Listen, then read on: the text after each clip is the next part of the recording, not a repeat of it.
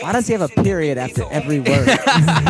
Well, that's the thing, because on SoundCloud you can't lower the font, and that's what I wanted to do, but you can't do that. SoundCloud? Dude, they're messing up. If they would have done that, I would have. Chance the Rapper, if you hear this, dog, put font variability on that shit, dog. Come on, Chance. Come on, buddy. Come on, Chance. LFTS podcast. We live from the shed. Yes, we do.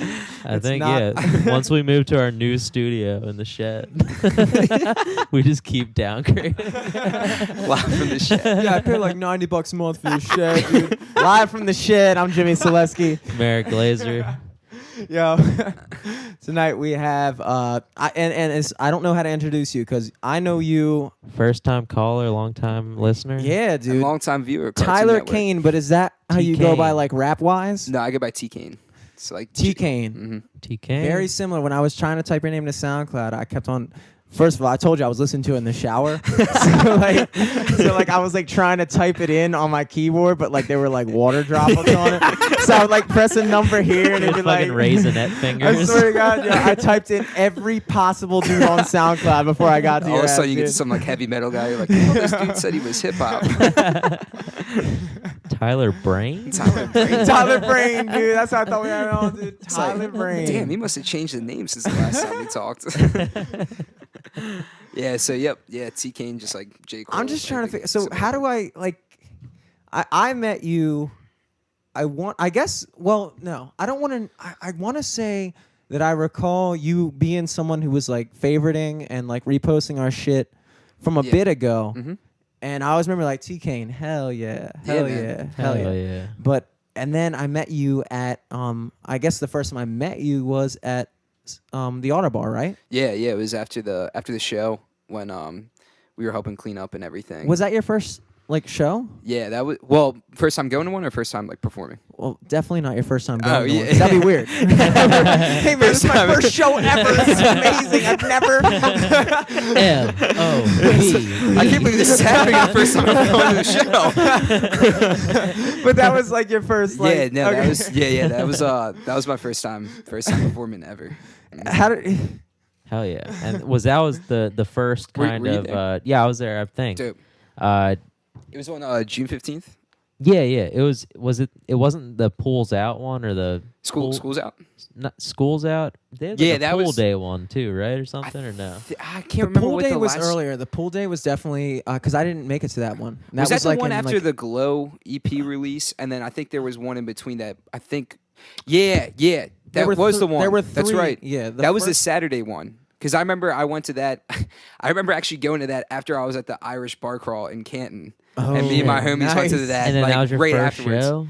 No. That's the one that I performed at was June 15th. Okay. Yeah, no, the Irish, but no, I didn't perform after the Irish Bar Crawl. I would have been like slurring my words up there, being in like a kilt. No, yeah. So the June 15th one, that was. So halfway through Juice's headlining set, he brought me up. I remember seeing that. I wasn't quite sure what was going on. Yeah. It was dude, it was crazy. I mean, how long have you been like rapping? So that's why like it's kind of interesting. Like I started in like I was telling you that song "Living One's Vision Every Day" is about when the first song was made. Loved it. Thank you. So that was your first song No ever? pun intended? The first song ever? No, was that's one you did with not Juice? that's Okay. so the first song I ever did was with Juice called "05 Dreams." That was your first song you did with Juice, or first song? First song ever. First time ever rapping. Really? On a song like Damn, ever. you got a hot feature on your first track. Yeah, Damn. dude, it was crazy. Like, and that's why like, you know, I made the song "Living One's Vision Every Day." It was just such like a just crazy moment, and like it was a lot of. Were you Juice's boy like prior? Mm-hmm. Yeah, I assume. Yeah, I've been boys with Juice since like high school. Like I met Juice through PJ Batley because I'm a year. You didn't go to Towson, did you? No, I went to Dumbarton and then I went to Calvert Hall after that. Were I you- would have went to Towson. Were you in a cipher at Will Beckman's house at a party? No, dude. So like this is like Because how that's when I first met Juice. Oh, in a gotcha. cipher. Classic. Yeah, I was like, "Are you there?" Yeah, nah, dude. So really, I didn't start spitting until that first song. Like, it's really interesting because, so what I talked about on that song, June 15th, 1993, was that I started writing back in high school, and like I've loved hip hop just like my whole entire life. Like I just like fucking love it. Like it's just like it's like half of me is like just that. Like I donate like so much time to just studying and everything. Like before I even started rapping, I just love it. Like I would just look up so much stuff about people from before, like people are going on now and everything, and just like just was to that its like core. your primary influence? Would you say hip hop? Like what other Or like music well did you listen well to? like hip hop and rap. Like yeah, so like hip hop, rap, and well that it's the same thing. But like Mhm. but other than that, man, I mean I listened. You know, it always went kind of in waves for me. Like in high school, I was listening to reggae rock. Like I was into real big into like Revolution, especially like when they would come to the record and shit like that. like Sublime type shit. and Yeah, stuff like dude, that? Sublime I Yeah. still say is like my Dirty favorite Heads, rock you like band. the Dirty Heads. Oh and- yeah, dude. Pepper I and all saw them. Jimmy's Sublime with Chicken Shack. Jimmy's Chicken Yeah. Shack, Yeah, dude, like dude, Naptown, Pepper, baby. like dude, all that. Like I went through such a phase where that's where I was listening to all the time. But like with that too, I was always listening to hip hop, like to its core, like just lyricism, everything, and just I always kind of thought like what if I could like try to do it, but like I just had no confidence, you know, kind of, it's a big leap of faith to try to start Yeah. doing it. And then I started, like I was talking about in the song June 15th, 1993 that we were listening to before, like in 2011, I was a senior in high school, and like hearing like Mac come out and like all these guys come out, I was like Yeah.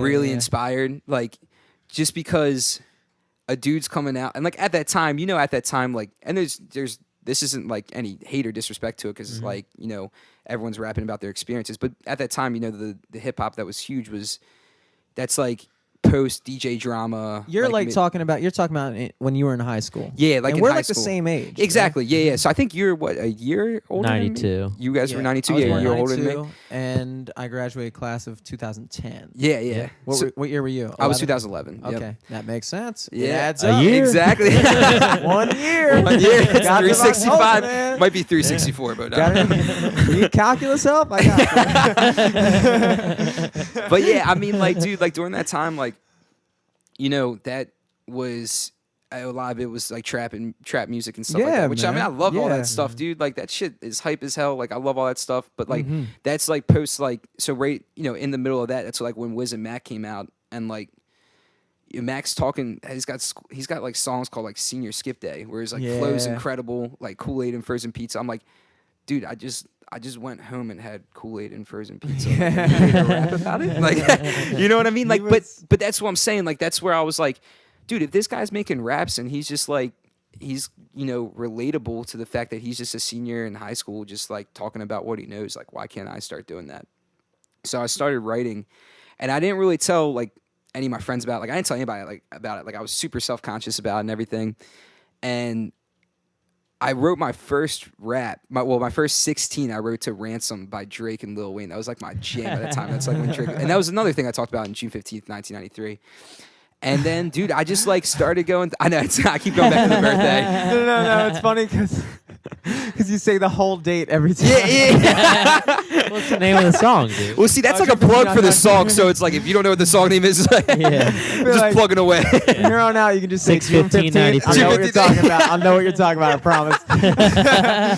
Like I'm like completely forgetting. We just listened to the Dude, song. he's branding, dude. I don't blame him. I gotta like look at the camera every time I say it. Dude, That's someone's going to awesome. listen to this and be like, okay, yeah, June 15th. See, I think like, they'll there's like remember I to think look there's it a up. hidden subliminal thing. If you say a thing long enough, someone's just gonna subliminally search for it. So I Probably, think that's yeah. might be Right. what's going on Well, right Probably dude. dead on. Like, if you watch Chris Rock's stand-up, he like says he does the setup 3 times. So then people like actually registered and Yeah. understand it before they Yeah. hear the punchline. Theyll get it. Dude, Wow. the funniest, That's impressive. dude, the funniest Chris Rock stand up to me is the Krispy Kreme one. Yeah. That is like the greatest. I'm gonna have to get back to that because he says Krispy Kreme's like 3 times in Yeah, that. yeah. Like, so that makes sense. If Chris you watch Rock- any of his, Dude, yeah. Chris Rock's Dave Chappelle's the goat to me, but I think Chris Rock is Dave like, right up. Chappelle, I would say, is definitely one of the goats. Dude, Killing Him Softly is like, and even Chris Rock said Killing Him Softly is one of the best stand-up specials he's ever seen, and for me, Yeah. that's my favorite Killing one. Him Softly. Was that the one? No. Baby. No, I was Baby, thinking- why you out right? 3 hands. I got kids. Crackhead, baby. He's like, I got kids to feed. Yes, yes, that was a great one. I was thinking of For What It's Worth. Oh, which is another one that was yeah. good. I can't. That was the one. That might have been the one where he was like, "How old is 15 really?" It could have been that one. I can't recall. Dude, I love that when he's like, go out there, be something. And he's You're like, talking. I got kids to feed. And he's like, oh. It's the baby told him that he's got kids to feed. Yo. Nah, but yeah, so like, I don't know, like during that time, like I like didn't, I don't know, I was just kind of self-conscious about, like, I only told like a few of my friends that I was like writing and stuff, but like, it was like May of that year. So I'm like about to graduate, like I'm going to Towson in the fall. I'm like trying, it's the last summer with all the homies and everything. So I just didn't really stick to it. And then I feel you. yeah, it was just, and I regret it. I regret the hell out of it. Like, I wish I would have at least kept writing, because like I went to college and I just like, I always stayed up on rap. Like I was always, like studying everything and looking at stuff, but I didn't write at all. Like I didn't even listen to beats. Like I don't know. I had like no confidence with it. I was just like a kind of a typical college kid. I was just focusing on like keeping my grades up, going out, chilling with my friends, and then like girls. Like, That's an important part of your life. Exactly. Yeah, and I had to you experience You got to live that. a life to be able to write about it. Exactly. So like in hindsight, another plug on a song, but like on Trials, like I kind of talk about 1993. Trials 1993. AD. I'm about to put out the BCEP. And so yeah, so I talk about that, like how I regret it, but like I have a line in there saying like the hindsight is right, because now I feel inspired. And like basically what happened was, so fast forward 5 years, I graduate, and I graduate on May 20th. And the reason I know this date's significant, because 10 days later, I go down the beach with like all my friends. We kind of have like another senior week, and it was awesome. And then I started work at Hopkins University on June 1st. And I was working there for a year, because it was June 1st. And then I was working there for a year, and me and Juice recorded 05 Dreams on May 22nd. And then we 3 put days it out before you left. Or no, like 7 or whatever. before. You left that Hopkins job? No, I'm still there. Oh, okay. Yeah, I thought you yeah. said you worked there for a that- year. No. So like a year being like, so Like a 5 year years. Yeah. We'll just fast forward. Oh, I get you. I'm throwing a lot of dates at you guys right now. But no, a year being like, so we You worked there for 1993 years? So yeah, so like a year being like, so we recorded on May 22nd, and then May 30th was when we put out 05 Dreams, and 2 days later was my 1 year anniversary at Hopkins. And What do you do at Hopkins? so He's a coder. He loves numbers. yeah, see, that's the thing. All my stuff's Oh, about are you for real? No, I'm not. I'm absolutely. Well, I actually kind of do stuff with. I actually kind of do stuff with numbers. So you guys aren't gonna have like any idea what this is, because like I still kind of question if I know everything what this is. But I started off in this training program called the Research Administration Training Program, and it's called the Rat Pack. Oh, okay, It's okay. like, yeah. So How like, long you been training? like a for? logic reference right there. Rat But it Pack is is called dope. the Rat. It's That called the is Rat dope. Pack, and like RATP, that's yeah. dope. That's dope. Yeah. That's dope. And so I started there, and it was a rotational program, but it was really dope because we you do 6-month rotations at different offices in research administration, which is like it's the whole grant process. So I did 6 months at all the different places, and then at the end of it, you pick where you want to be permanently. But it's really dope because you're there like in this training program getting trained, but you're like on a salary with like benefits and everything, but like you're still getting trained. Yeah, and you then- kind of get to see what you're like good at or what you want to do, Exactly. and then pick it. Yeah. That's actually fucking. It's ideal. honestly like That's ideal. dude. Yeah, like I honestly like I think I have like a Definitely. horseshoe up my ass because I don't know how I got set. I was terrible with numbers. Took one accounting class in college, and like we do a But you decent, love them. But like I guess yeah, because everything's all numbers now. But yeah, and then so like I started, it's one of those like fields where you can just get trained and like not have any prior experience in. And I'm like, now I'm in a permanent position there. I'm at the dean's office for the School of Arts and Sciences as a sponsored projects officer, and I work with the approving of grants before we submit them to government agencies for the researchers and the PIs. Cool. So that's like one of the main things we work with, but we also work with like the grants throughout their process and everything. It's like cool. It's cool. I mean, I Well, love now my you know the office. process of getting a grant And like, Yeah, exactly. Like, dude, if I ever want to write a fucking- proposal. dude, Reggie Watts like started off his career by getting a government grant and then just What? buying all of his musical equipment and shit. Yeah. Dude, it's crazy. Like, it's Government all grant? Yeah. like That's all a these good different idea. agencies, like the National Science Foundation, NIH. Like, majority of the grants that my departments submit to, which is sociology, earth and planetary science, anthropology, and Science of Learning Institute, is mostly like National Science Foundation, like different government agencies. Like we had one with the National Endowment of Humanities, National Institute of Health, like all these different, and some like private ones and stuff too. But I don't write the grants. Like, we just review them, and I can review the budgets and stuff, and like make sure everything's good to go and that they're compliant. And then Yeah, we you're a submit 'em. numbers man. Exactly. I'm a numbers guy. Stick to the script. And so yeah, it's cool. I mean, I like it. I don't love it. I mean, it's my career. It pays the bills. It allows me yeah. to make music. But you're working the 9 to 5 type. life Exactly. there. And yeah, that's the thing, man. It's like I kind of a big believer in, like, you have like a career and a passion, or your passion like is your career. But like you know what I mean? Like, and No, I mean those are I guess that's That's really like kinda only like the ways it two- can be. yeah, The only other that's- option is not having a passion. Exactly. And it's like that's what I was living in. Like, I was, for that first year, I was like miserable. Like, and like none of my friends like knew this, because like I was just I'm like a super happy guy, like type with everyone, like no drama or anything like that. But like I don't like showing my friends that I'm like unhappy or anything like that. Yeah. But like during that time, like I was just like super unhappy. Like, I was out of school and I was like instantly working, and I was going to work every day. And then I just like started getting this routine where I was like, this is it. Like, you know what I mean? Like, this is it. Like, I mean, I'm so thankful and I'm so happy that I am where I am, because I mean, obviously I'm super thankful, but I just like had such a yearning to like do something like outside of work. And I just, and I got to the point where I was just like, I'm not super religious, but like I'm pretty spiritual. I mean, I am religious. Like, I believe in God and like go to church. I don't go to church every Sunday, but I go, like, from time to time. And I grew up, being taught religion and whatnot. Like I said, I believe in God. But I was like, I try to pray almost every night. And I was getting to the point where I was just praying to God, like, I just need like something. Like, I don't know what it is, but I'm just like unhappy. And I don't have like peace of mind, and like, another song I talk about in this statement, but I have like peace of mind and like contentness of heart. Like, I don't have any of that. And like, and then, dude, just out of nowhere, I saw, so me and Juice have like always been boys. And like, I have always constantly, been trying to help him, promote music and like help, how I can and everything. And throughout the years, and I've always been talking to him about music. Like, we would just talk like back and forth about the songs and stuff like that, and like, be promoting his music and whatnot. And I hadn't seen him in a little while, and I saw him, like I said, living one's vision every day. I saw him on May 19th up in Towson at Green Turtle.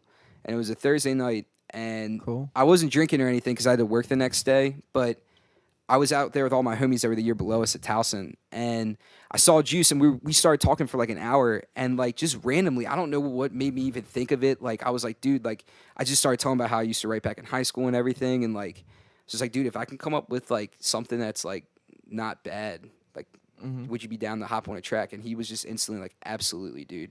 And that like meant so much. I mean, I never heard me spit before or anything, and instantly was like, absolutely, like, dude, it's amazing. Like, that shows how like the type of guy he is. Like, he's such a great guy. You know, he's given me so many opportunities, which I know we'll get to soon with everything else, obviously. But No, I mean, but yeah, and like, so it was funny because that next day, May 20th, I was at work and I was taking a shit, and I looked at my phone, and I was like, damn, what the hell am I gonna write about?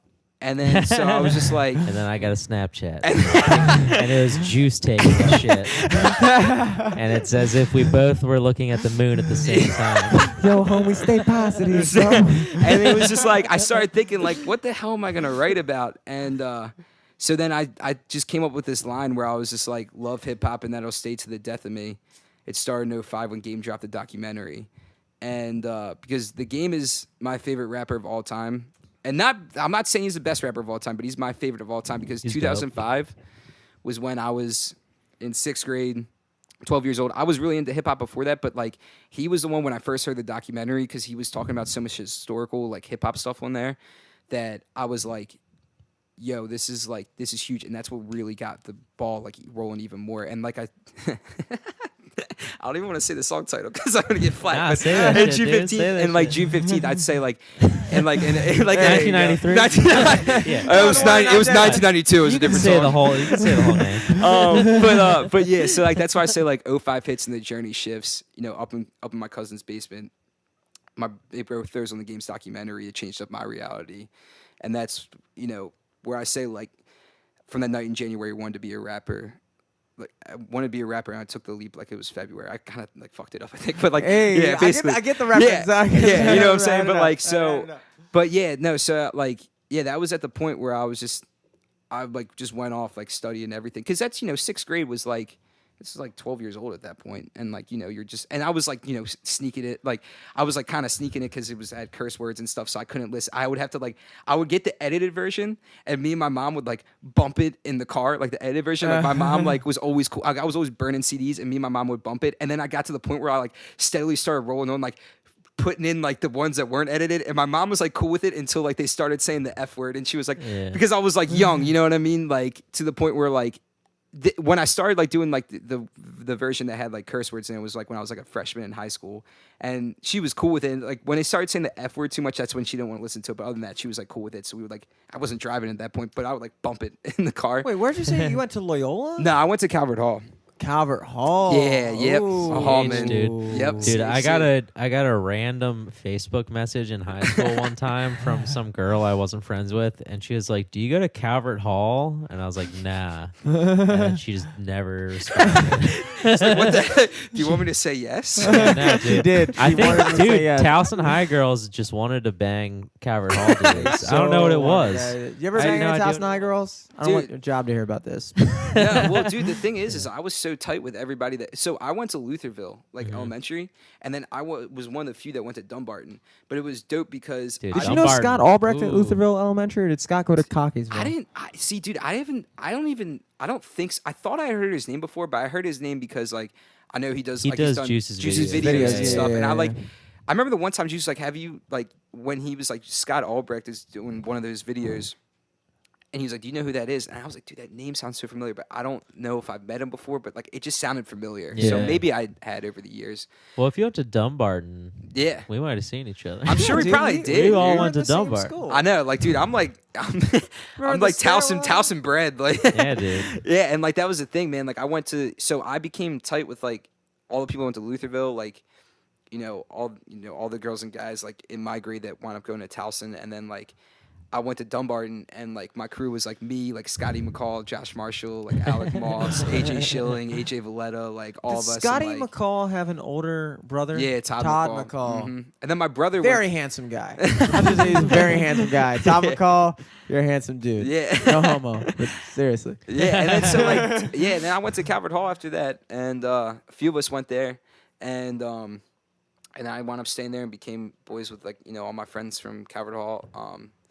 Me, and I'm still super tight with all them today, and still super tight with all the people I went to Lutherville, and like we've all just stayed really tight over the years, and I met a bunch of incredible people from the different networking, I guess is the way to put it. Sounds like it's a business, but it's just the networking of life. Yeah.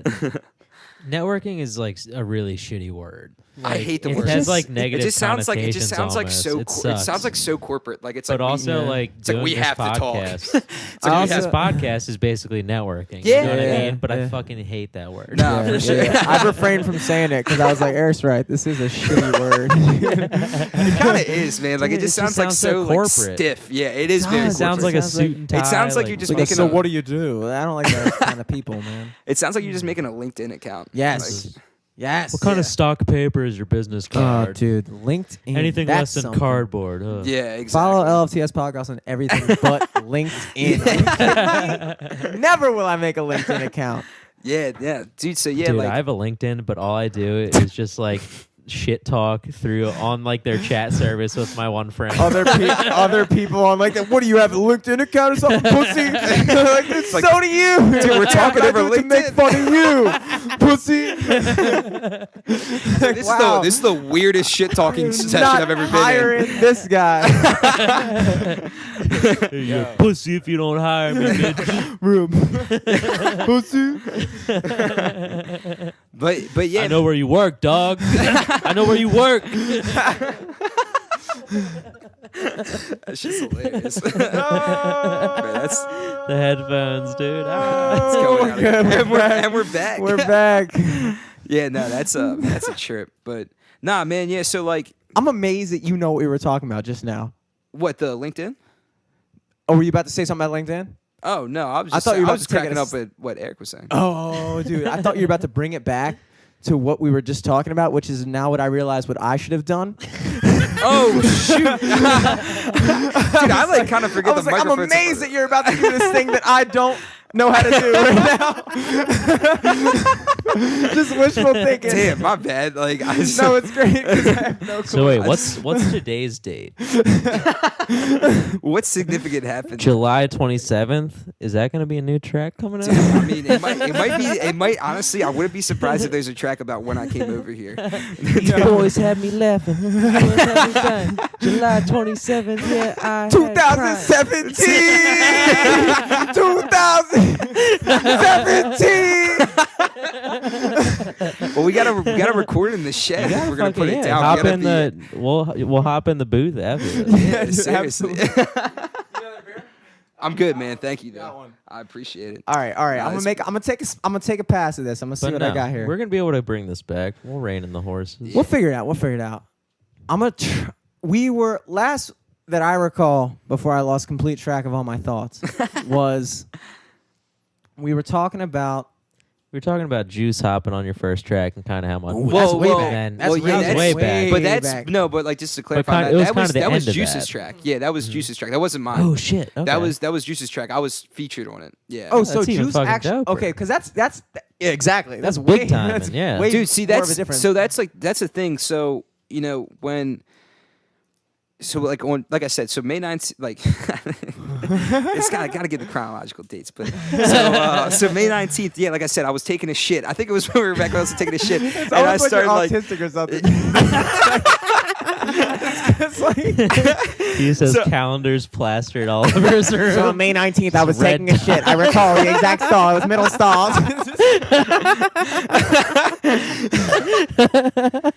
no, but okay, so 101.9 Light FM. 101.9. damn man, I'm like, dude, honestly, like, I'm like, I don't know if I keep telling this story because I'm laughing too much. My bad, dude. Sorry, dude. No, this is funny. Okay, This so is you're hilarious. taking a shit. Yeah. So okay. So Let's get serious. I started, You're so, yeah, shitting. So yeah. So I'm having a bowel movement, and so yeah, I started writing that first line, and then like, dude, like that night, I don't know, like the floodgates just like started open, and I was out at like CVP that Out night. of your ass. No, the floodgates started open. Damn, I'm like messing up with all the words. No, right you now. good, dude. But Get back, stick to numbers, dude. stick to be Had it on lock. the numbers guy. Yeah, I like to think myself like as the accountant of rap. But so yeah, so after that, like that rest of that day, like I just I don't know, I was like out with at, like CVP with all my friends, and like I was just like writing on my notes, like on my notes app on my phone, and then I like out at CVP that night, I like wrote. Like I had like the whole verse like written down, and I'm like sending it to Juice. I'm like, and he's like, dude, this is sick. Like he's reading everything because I want to get feedback, like to make sure it's cool. First time like writing in 5 years, and then it was crazy. He sends me the beat that night, and he's like, what do you think of this beat? And it was the beat that we used. I'm like, this beat's amazing. And later that night, he was like, I just got back from dinner, and he had already put down his first verse for it. Fuck yeah. And yeah, it was crazy. So I'm like, the next day. Because it was like the next morning, I saw the text of the first verse that he had already put down, and like the verse is just crazy, and I'm like, holy crap, like this is happening, and so then the next day was Preakness, and I didn't go to Preakness or anything. I just remember the next day was Preakness, and then the day after that me and Juice were talking, and I was like, dude, you want to, see if we can put the verse down tonight? Like, I'm free tonight. And he was like, yeah, dude, I'm doing a interview at a radio station, and when I get back, Dude, let's that lay was it down. us probably. I don't know if it was you guys or not. I Dude, mean, I this was wish. this was May of That'd've been sick. of 2016. Dude, that was probably us. So yeah, it might have been you guys. Might have been us. And What were we talking about just now? Hold on one second. He said- what might have been us? Juice had a radio interview. yeah, he was on like Oh, that I might think have he been was us. like he was on Yeah, a radio- last yeah, May. It might That have was probably us. it might have been you guys. Yeah, That's and sick. like Yeah, dude. So, Suck yeah, it on we're in this radio, story. but- He had something. and so yeah, like after that, I went to his crib, and we went in the studio, and I'm like, the mic's right there in front of me, and I'm just like, oh my god, like heart's racing, like, like this is just so fucking many happening. nerves going. I don't have the verse memorized because I'm reading it off my phone. That's like the last time I read off my phone for a song, but like I was reading it off my phone, and like it took us 15 tries to put down my verse, and I was so hyped up. Juice actually talked about this at the performance before I got up. I was so hyped up that I was like doing push-ups in the studio because I had so Yeah, much shit, adrenaline. I remember going. that. Yeah, I had so much, and that's like I was doing straight up push-ups, and I was about like halfway through because I was so hyped up. And the 14th try, we go through halfway through my first verse, and it was okay. But then the second half of it, I was like crushing it, and we were both so hyped up because it was like the best like half I had done. So we're like, all right, let's re-record the first half and then just put them together. And I start doing it, and I'm like just feeling it, you know what I mean? And I'm like going in and everything, and I look at Juice about to hit the space bar, and I look at him like, no, like I'm like not saying no, because I'm rapping, but I'm like going like this, and he doesn't stop it. And like right when we were done, I was just like, yo, that's the one. And like we just like instantly dapped up. And like when we first recorded the rough in the background before we took it out, you could hear the background. I was like, yo, that's the one. And it sounded like it was super funny. But then yeah, man, so like that. So then we put that together. We had the rough and everything. And we didn't tell anybody about it. Like we kept it a complete surprise. We wanted to do that right from the jump. Like, and we didn't tell a single person about it. The only person I showed before was my mom. Like, and it was just actually the rough of my it was the rough of my my verse, but it wasn't Juice's second verse yet. So it was his first verse, my verse, and then and then that was it. And it was what was really cool too, which was really crazy, was that when Juice put down his first verse, he had a line in it where he said, "All my life I've been a go-getter ever since Kanye said gold digger." And Ooh. for the song, the song "Gold Digger" by by Kanye. So I started thinking about it. I was like, when was that song released?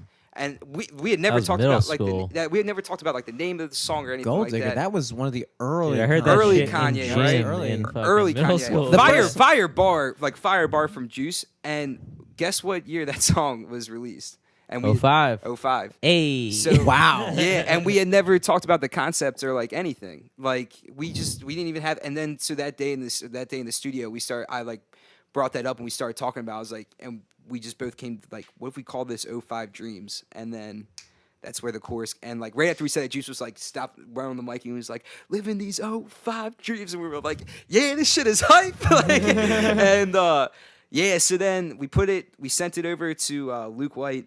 Shout out to Luke White. Guy's the absolute wizard. He's the man. He crushes it on the mix. He mixes He's out in West Virginia or something like that, dude, right? he's such a good guy, man. Like I've got to know him like through this whole process of making music, and like just like texting, like just literally through like texting, and like, dude, he's the man. Like he just crushes it on like he just crushes it on the boards. Like I'll send him something and he'll send it back, and I'm like, this just doesn't even like sound like me. Like it's so like crisp and like mixed and mastered Yeah. and everything. And I've noticed that, dude, because he does a lot of the guys shit, like Juice's, my brothers. and dude, he's got some crazy songs. Like his raps are insane. I didn't know Luke White rapped. Yeah, his raps are awesome, dude. Him Wow. and Juice have a couple songs together with this other dude, Andy Lemons. Shout out to him, man. He's super dope. Lemons. He's super dope as well. And they have 2 songs called Planes and Snapchat, and both of them are awesome. And yeah, like, but Luke, yeah, he just crushes it. And like, I've got to know him like through that and everything. And so yeah, he sent it back, and then we put it out on May 30th, and like, it's just been ever since then. And then like 3 months later, I did Reflections, which was my first ever solo song in August. And, When you say solo, you mean like the first one that you didn't have anyone feature on? well, okay, Yeah. so with that, it's kind of interesting. Like when we did Reflections, it was really cool. Like I was living in an apartment in Towson at the time at Courthouse Square, Dope. and Juice actually transported all of his recording equipment to the crib like that night. And over the summer, I was writing a lot and everything, and I was like, I want to hop on some new stuff. Like, I want to hop on some new stuff, but I had no confidence, dude. Like, zero. Like, even though I just did '05 Dreams and everything, like, I just had no confidence. I didn't even think I could do a solo song, like, and, like, all I thought I could do was, like, features, like, if anything. Like, I thought, like, honestly, if I'm going to do anything, like, it's going to be on a feature with Juice or, like, maybe somebody else, like, if I even rap again. And Juice one night told me, he was like, dude, I want you to like try to look at doing some solo stuff. Like I think you can do it, like you know, and everything. Because I was sending him a lot of stuff that I was just like recording on my iPhone just to see what he thought. Like, and yeah. So then like end of August, I sent him a recording for Reflections, and Reflections had gone through. I had the lyrics down, but it had gone through like 300 beats, I feel like, which is an exaggeration, but it went through so many beats. And I was at a conference for work, and this beat came up from Canis Major, who's insane, YouTube producer. Yeah, that's another guy I saw like on your SoundCloud. I was gonna ask you Dude, about he's crazy, right? Juice he was the one that did '05 Dreams too, so Juice was the one that showed me him. And I got an update saying you upload this beat, and I'm in my hotel room by myself, in between like these sessions at the conference, and I hear this beat, and I start like rap is unifiable, it's undeniable, and I'm like, oh, this flows, and I'm like, this really flows. So I'm like doing it, and I'm like, everything was just clicking on it, and I was like, this is crazy. Like I've been trying to find this beat, and like, so then we recorded that like, I want to say it was a week or two after I got back from the conference, and it was awesome, man. That song was like incredible, like. On '05 Dreams, I had like a slower flow because I was new and I wasn't as confident. And I sent Juice a recording through Twitter of like on my iPhone, and I was spitting it really fast. And he like sent it back. He was like, first off, that was crazy. Like you sound so much more confident, and your rhythm is right there with it and everything. And so we put that down, and that track was just crazy, man. Like it was cool. Like it was when I like went up to spit. There's a lot of like emotion that was like put through there because it was just like it's just I don't know how to explain it. Like it's just a crazy feeling. Like it's just a crazy adrenaline rush. Oh my bad. No, Not Jimmy. Hop on. Oh yeah, I was just gonna say I can relate to you a lot on like just the way you describe like your creative process. Yeah. And how you came about it. I feel that to a large degree. I mean, it's a lot of like. It's a lot of like, I mean, all my stuff for the most part I write before I even go to the beat. So like I have all this stuff written that like technically I guess you could call it poetry. Yeah. But I mean, I noticed that in one of your songs that I was listening to in the shower. Yeah. Loved it. Was wet. Very wet. Jimmy's actually not even here. He's in the shower right now. Live from the shower. Live fireworks, dude. We're live from the shed, and Jimmy's live from the shower. Satellite. Yeah, we picked a great letter. You can do anything with the letter S. It is anything incredible. with the letter S. Anything you want. Anything you want. What the fuck was I gonna say? Damn. Oh, I was gonna say when I was listening to your shit, you said S. Live from the shit, dude. You said I write. I don't know exactly what you said, but you said something I know along what the you're lines talking of like about. you write the lyrics before even hearing the music. Yeah. So that line was in Living One's Vision, and that line I said I write my raps before the beat, so I'm giving you my poetry. Then I flex out on the beat. I'm utilizing flowetry. So yeah, so like that's talking about like I write all my stuff before the beat, and then at that point I get down to like memorizing it because I'll just like go on writing, and then like there's so much stuff that I have written that I like couldn't put in the songs because it was just like with the mind racing. Can I ask you a question? Yeah, man. Who do you see yourself as a musician or do you see yourself as a poet? That's a great question. I see. I would probably say that I kind of see myself. I guess I could be a mix of both, but I probably say I'm more on the poet side, just because. That's what I think. Yeah, because I don't know how to make a beat or anything like that. Like straight up, like I don't know how to make a beat. I wish I did, but like I don't know how to make beats or anything. But I love writing, like, and that's. Yeah, I think I see myself more on like the poet side, but a musician of able to morph these. I think what's lines. evident from what I listen, again, I speak from a terrible critiquing platforms. When I But was we listening listened to to the get them shower, before we started up. well, yeah, that too. But I can tell that, and I think Juice is the same way. yeah, You guys are lyricists. yeah, to the core, man. Mm-hmm. Like you guys are lyricists, and I wonder. First of all, I've never asked Juice this question, so I don't know. But I wonder if Juice writes his rhymes the same way. Because Well, we've actually talked about that. He was telling me that his is more of like a mix. I'm pretty sure, but he said his majority is listening to the beat. So like he'll put on a beat and then he'll start going off on it. I can't really do that unless my stuff's like pre-written. So like, But you basically write stuff and Yeah. then find a beat. and then for I'll it. find a beat and like I'll have my stuff memorized and I'll start trying to. Well, morph that's the it to definition of a poet. Yeah. dude. I mean, Exactly. you're a Yeah. poet. Exactly. But like with Juice, like we'll put on a beat and he'll like freestyle for just like dude for like he'll just go off like and he'll freestyle for like crazy long and I think the hump that, and everybody has a hump that they Yeah. have to cross.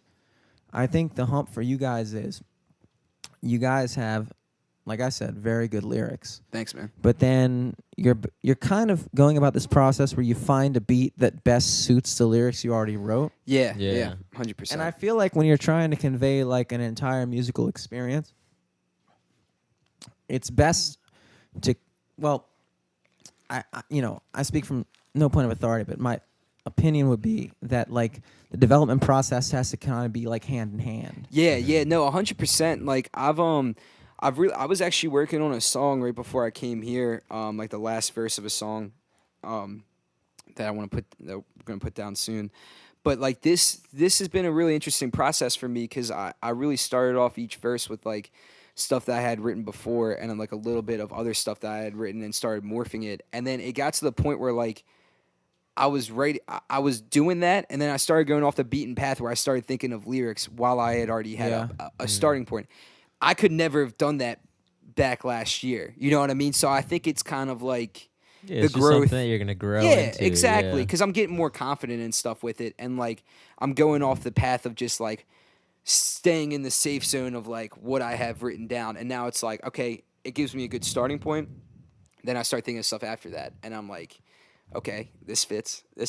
Yeah. And, That's and so then I'll spit interesting. something like 300 times until I get it absolutely down, you know? And then and then when I go to Juice's house and go in the studio, it's like muscle memory at that point. And then we just start firing stuff off.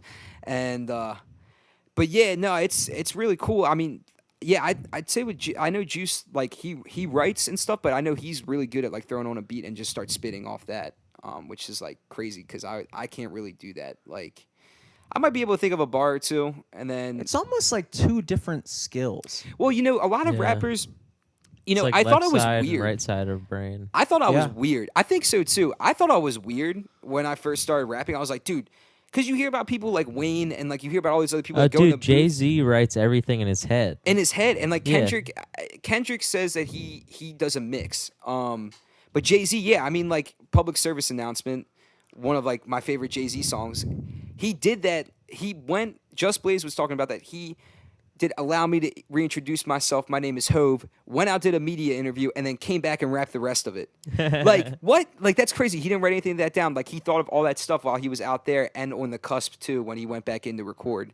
Wow. And, like, oh, where was I going with that? Oh, okay. So, yeah, I thought I was, like, kind of weird because I couldn't throw in a beat and, like, freestyle to it.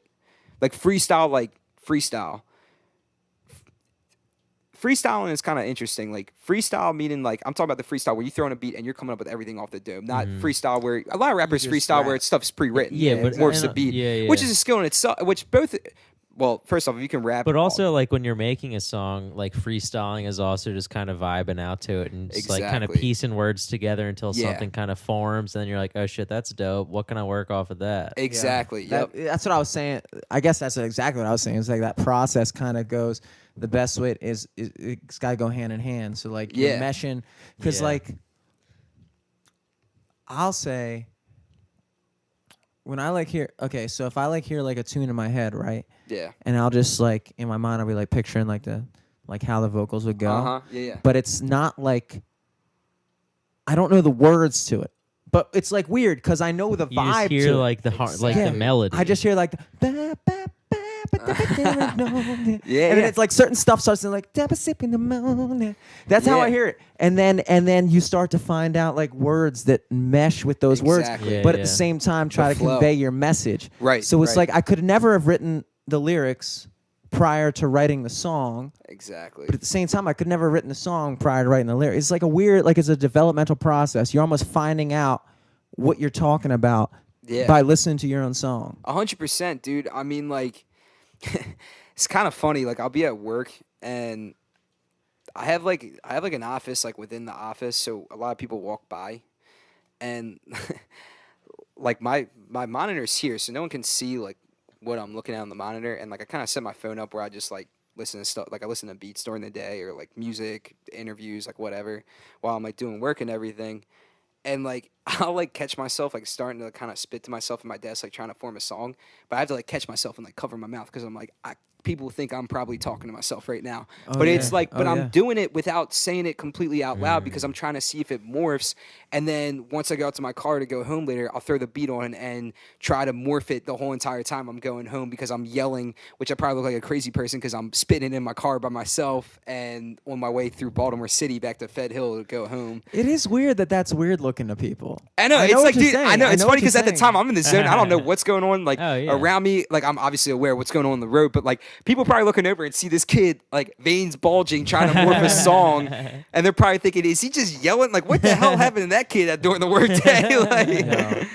yeah, no, it's just, it's cool though, man. Like, and then when I thought, like, I realized I wasn't weird for doing that was when I watched the, one of my favorite artists right now, Vince Staples, when I was watching a Vince Staples interview on Hot 97, and they asked him that question. I think it was Ebro that asked him that question, and he was like, dude, Vince was like straight up, he's like, I write basically almost all my stuff before I go in the studio, and then I morph it to the beat, and I was like, oh, word, like, hell yeah, I do that. Yeah, you know, yeah. that's like, that's not super weird anymore. Yeah, it's not weird. Yeah. Not weird. Yeah. So, I mean, it's the story is just like crazy behind this whole thing. Like, and, so after reflections, if you guys want to bring it back to the story. Yeah, sure. Yeah. So like after, Yeah, when did you start working on like your first project? okay. So yeah, let me give you like a little background Okay, on yeah. it. And, the project has a lot of cool stuff behind it too. But, so we put out reflections and we recorded that on a Monday in August, and that Thursday we put it out. We got Luke is also super quick with getting his stuff back. Like, it's crazy. Like, Wow. and he's like insanely quick. So Reflections was my first solo song, but also the background vocals on it is actually Juice. Juice provided the background vocals on it. And the background vocals, like, I don't want to say background vocals. It's in between on the chorus. He provided like the singing part of it. Okay. And, there's one part where I spit a line and there's a dude in the background. It's like, God damn. And that's Juice in the background that did that. And, so it was my first solo song, but like Juice, still attributed on it. And Yeah.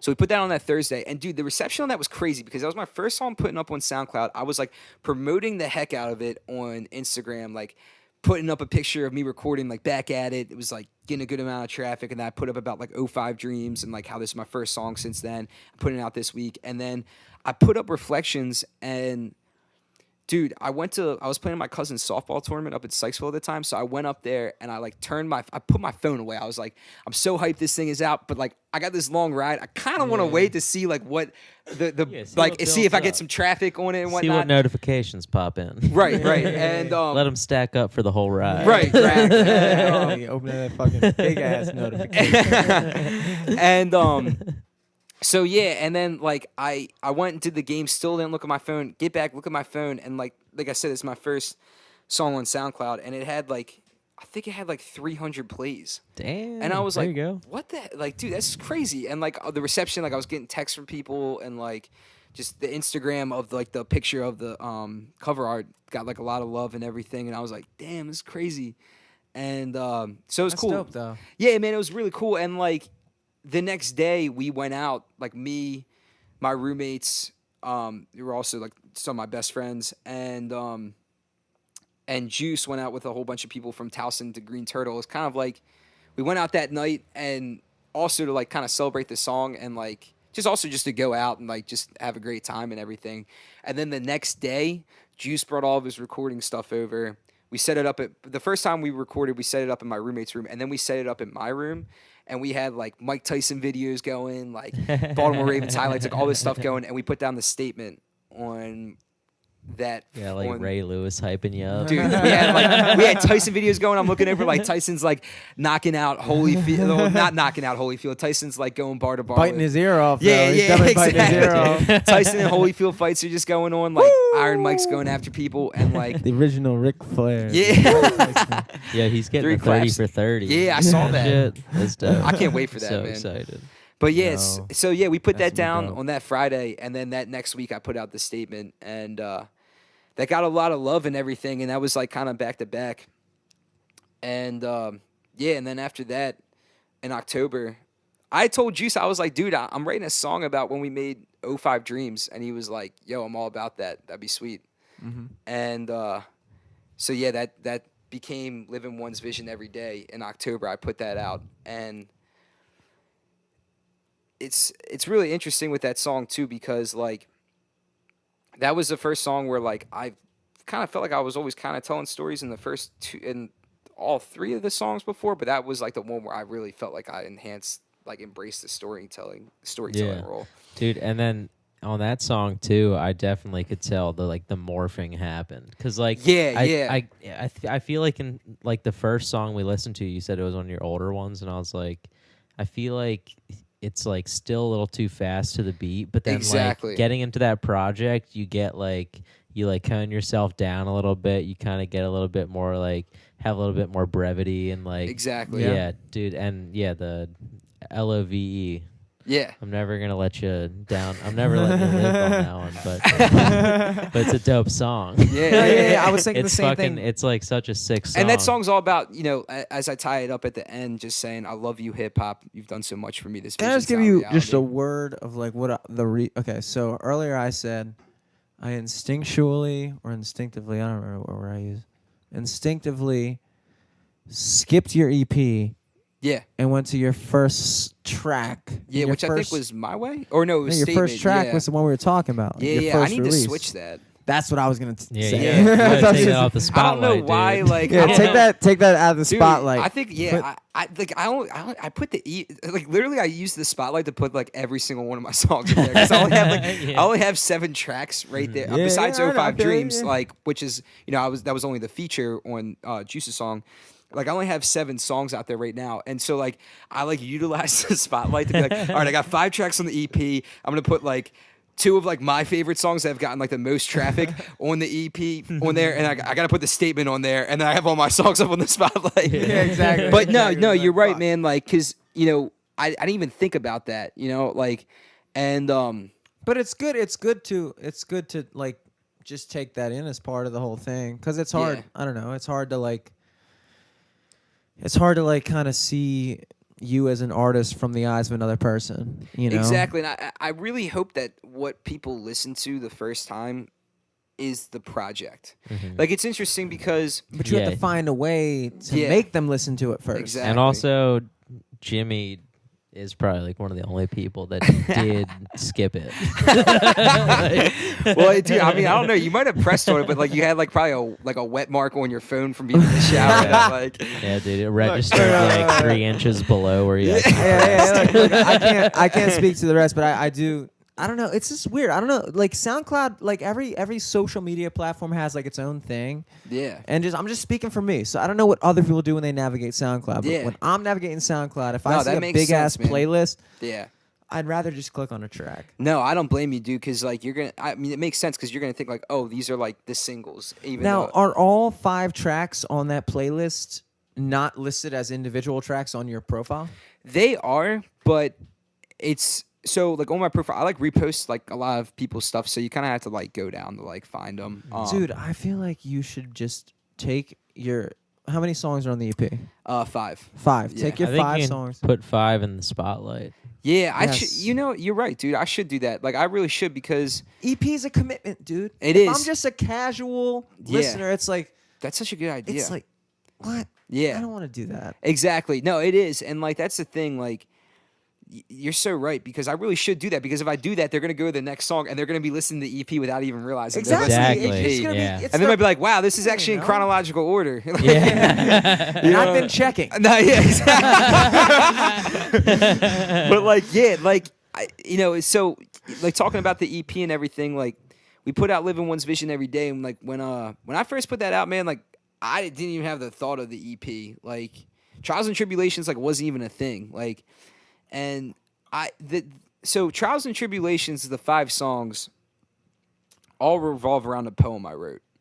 So Bingo. exactly. Poetry. So poetry. So every Yeah, you're a song poet. in its own way adds to the poem. So on the first song, "My Way" with me and Juice, the chorus is the sample, the female singer, and there's a bridge where I say trials and tribulations keep these words racing. I say trials and tribulations keep these words racing. Trials and tribulations keep these words racing. Trials and tribulations goes right into Juice's part. So that was on the bridge. So then the second song is called Trials, which I put out as one of the singles. And the chorus of it is trials and tribulations keep these words racing, leads to critics and support that I'm facing. Says that twice on the chorus, 2 separate times. And I have verses, obviously, with it. June 15th, 1993, the intro of that song, I say, trials and tribulations keep these words racing, leads to critics and support that I'm facing, results in mental prisons, positive and negative. We call it lyricism. And then that song is all lyrics. That's why I didn't put a chorus in there because I had the sample as the chorus, and the sample fit really well with the Dude, song. that's another thing I was going to ask you. It's like, okay, so when I was listening to your songs, a lot of them didn't even appear to have hooks. Yeah, that's the thing, man. So like, that was kind of like with the project. Like that's one thing I'm trying to get better at is choruses. Like one of my songs that have like "My Way" obviously has a chorus because has the female singer. "Trials and Tribulations" has a little bit of a chorus. I just say the poem twice in 2 different areas to kind of give a break. So I guess that's considered like the hook, but it's very small. And then, But it's not actually the hook. but it's just not like- actually the hook. And then Yeah. like June 15th, 1993 kind of has a hook. It's a sample that came in, but I spit for 2 minutes and 20 seconds of like telling the whole story and of I'll get into that in a second, but I tell like this whole story and I spit for 2 minutes and 20 seconds. So we were thinking about even putting something in there, but we're like, let's just let the sample play out because the sample has like almost like a Kanye like raised tempo type voice, but not like the squirrel sounding type where it's like will you come with me and help me win is what it's saying, and it keeps saying that, which for the song makes sense. And then I go in at the end of that and say like I'll explain. I'll go more in depth in that song in a second, but the way that song ends is really cool. It's like lost in the world without a vision. That all changed in May 2016 when it came to fruition. So it ends that song, and then it goes into living one's vision every day, where that's also the intro as a poem where I say trials and tribulations keep these words racing, leads to critics and support that I'm facing, results in mental prisons, positive and negative. We call it lyricism, pessimism, main in this mindset, this climate is good vibes at all times. And then it goes into the verse, and then the rest of the song plays out. That's crazy. I don't think I've ever seen an artist do that. Like have a work of art, but then have it contribute to just like the one thing. Well, you know what I mean? So like, the one poem is like what you're talking about. Yeah, and like I got the idea from To Pimp a Butterfly by Kendrick, because Kendrick kind of has that as like a poem in the way where the songs, he's like, I can't remember how he starts it, but like he like each song kind of, not every single song because that's a longer project, but he'll stop in between songs like, and he'll start going on with the poem. Like at one point he's like, and then I came home, and then it like goes into the song. And like I remember him talking about that in an interview, and I went back and listened to Pimp Butterfly because I've listened to that album like a million times, and I was like, dang, that's like super cool. And that was a while back, like when Pimp Butterfly like first came out. And then so the last song is called Preach, and that song's really cool because one of my best friends from college, who's also my roommate now, he used to produce back in high school and like early college, and then he stopped. And I was like 4 tracks in, made for the EP, trying to figure out what I'm going to do with the 5th track. I'm like, I know I want to end it spitting the whole poem, but I need 2 other verses before that, and I need 2 hooks and like something else. Like I don't even know yet, but like I got stuff written. I'm starting to form it to beats and everything, blah, blah, blah. But I'm like completely lost and like just getting frustrated because I'm like, this is the end of it. You know what I mean? I got to finish it off strong. So me and Jared are chilling at the crib, and we got a pretty solid sound system from his speakers that has stuff bumps. I love listening to music on it. And I'm like, dude, let's listen to some of your old beats, like, because he'd showed me some of them before, but I'd never like spit to him. So he starts playing this one, and it's like a rough, and I'm like, I start going into it. I'm like, forget the doubt, I finally found my ticket out. And I'm like, okay, this is vibing, like this is going like good and everything. And then I spit the poem to it, and I was like, it works.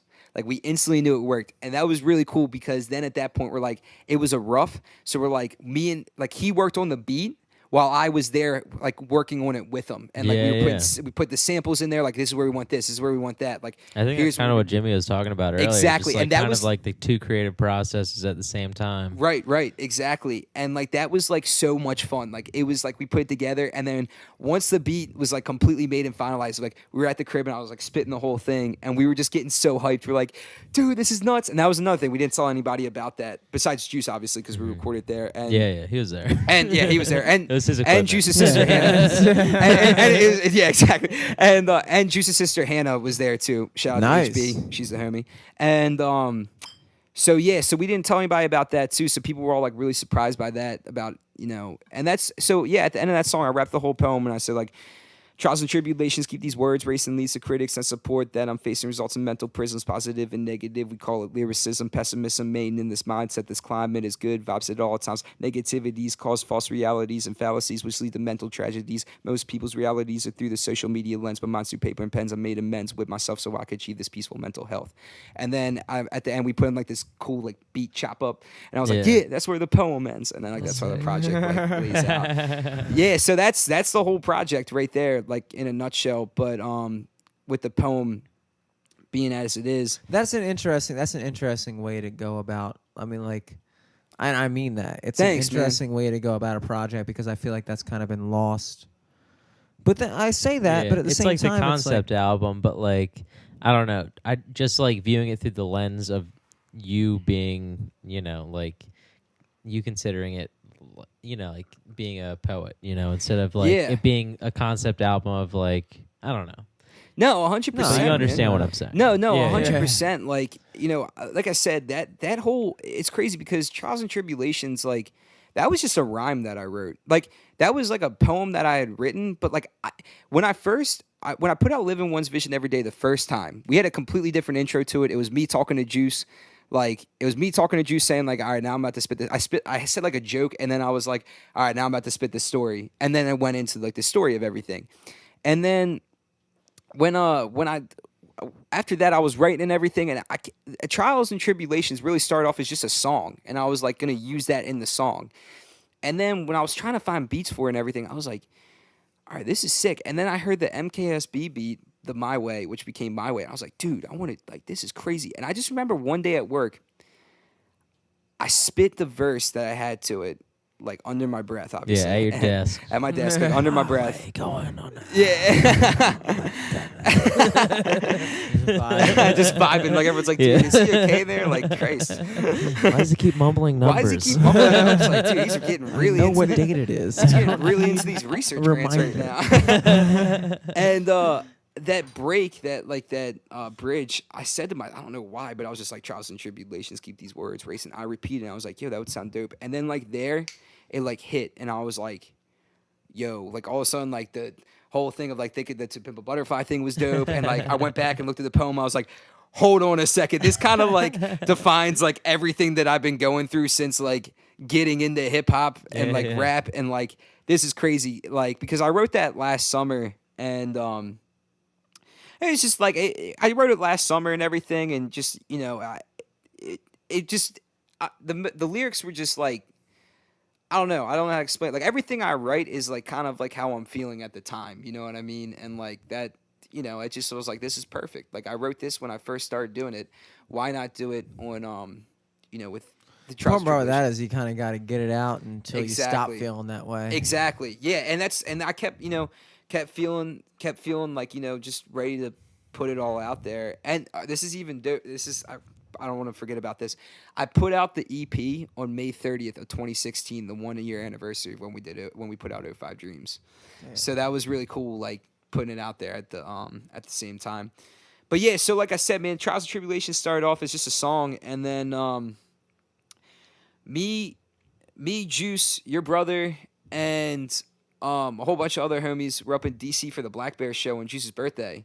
Mm-hmm. And we all stayed at Alec Moss's crib that night, like all went out that night for Juice's birthday, and like it was awesome. And I actually hadn't told Juice about the project yet, and I had just figured out the idea and was looking at beats, and me and Juice went back the next day together, back to Towson from DC. So I was telling him about the project and like asked him if you get on the My Way track with me, and dude, he was like all about it. And at that point, it was just like, all right. And it was, once the new year hit, we put down My Way and Trials in the same night in January. And then it was just like the wheels just kept going after that. And then I just committed myself. I didn't have anything else written for the other songs. I just committed myself. I'm like, did Alec Moss ever rap at all? Nah, I know he's always like, he played guitar and stuff like that, but nah, I don't think he ever spit. But yeah, so then like we just kept, I just committed myself to doing 5 tracks and then put it out on May 30th. And yeah, it's cool, man. Like, it's all a big story. Like, June 15th, 1993 gives all the dates and just like how I got to the point of hip hop.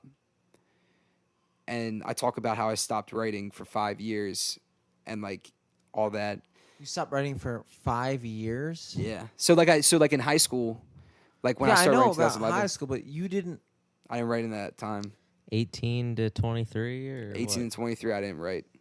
It's crazy. I always thought about getting back into it, but like I said, what were you doing? You were just in college and all that. Like I was just. Did you graduate college? Yeah, I graduated. I graduated in 4 years. From Towson? From Towson, yeah. I graduated in 4 years, and then I started working after that. So it was a year after, and then like. And you just.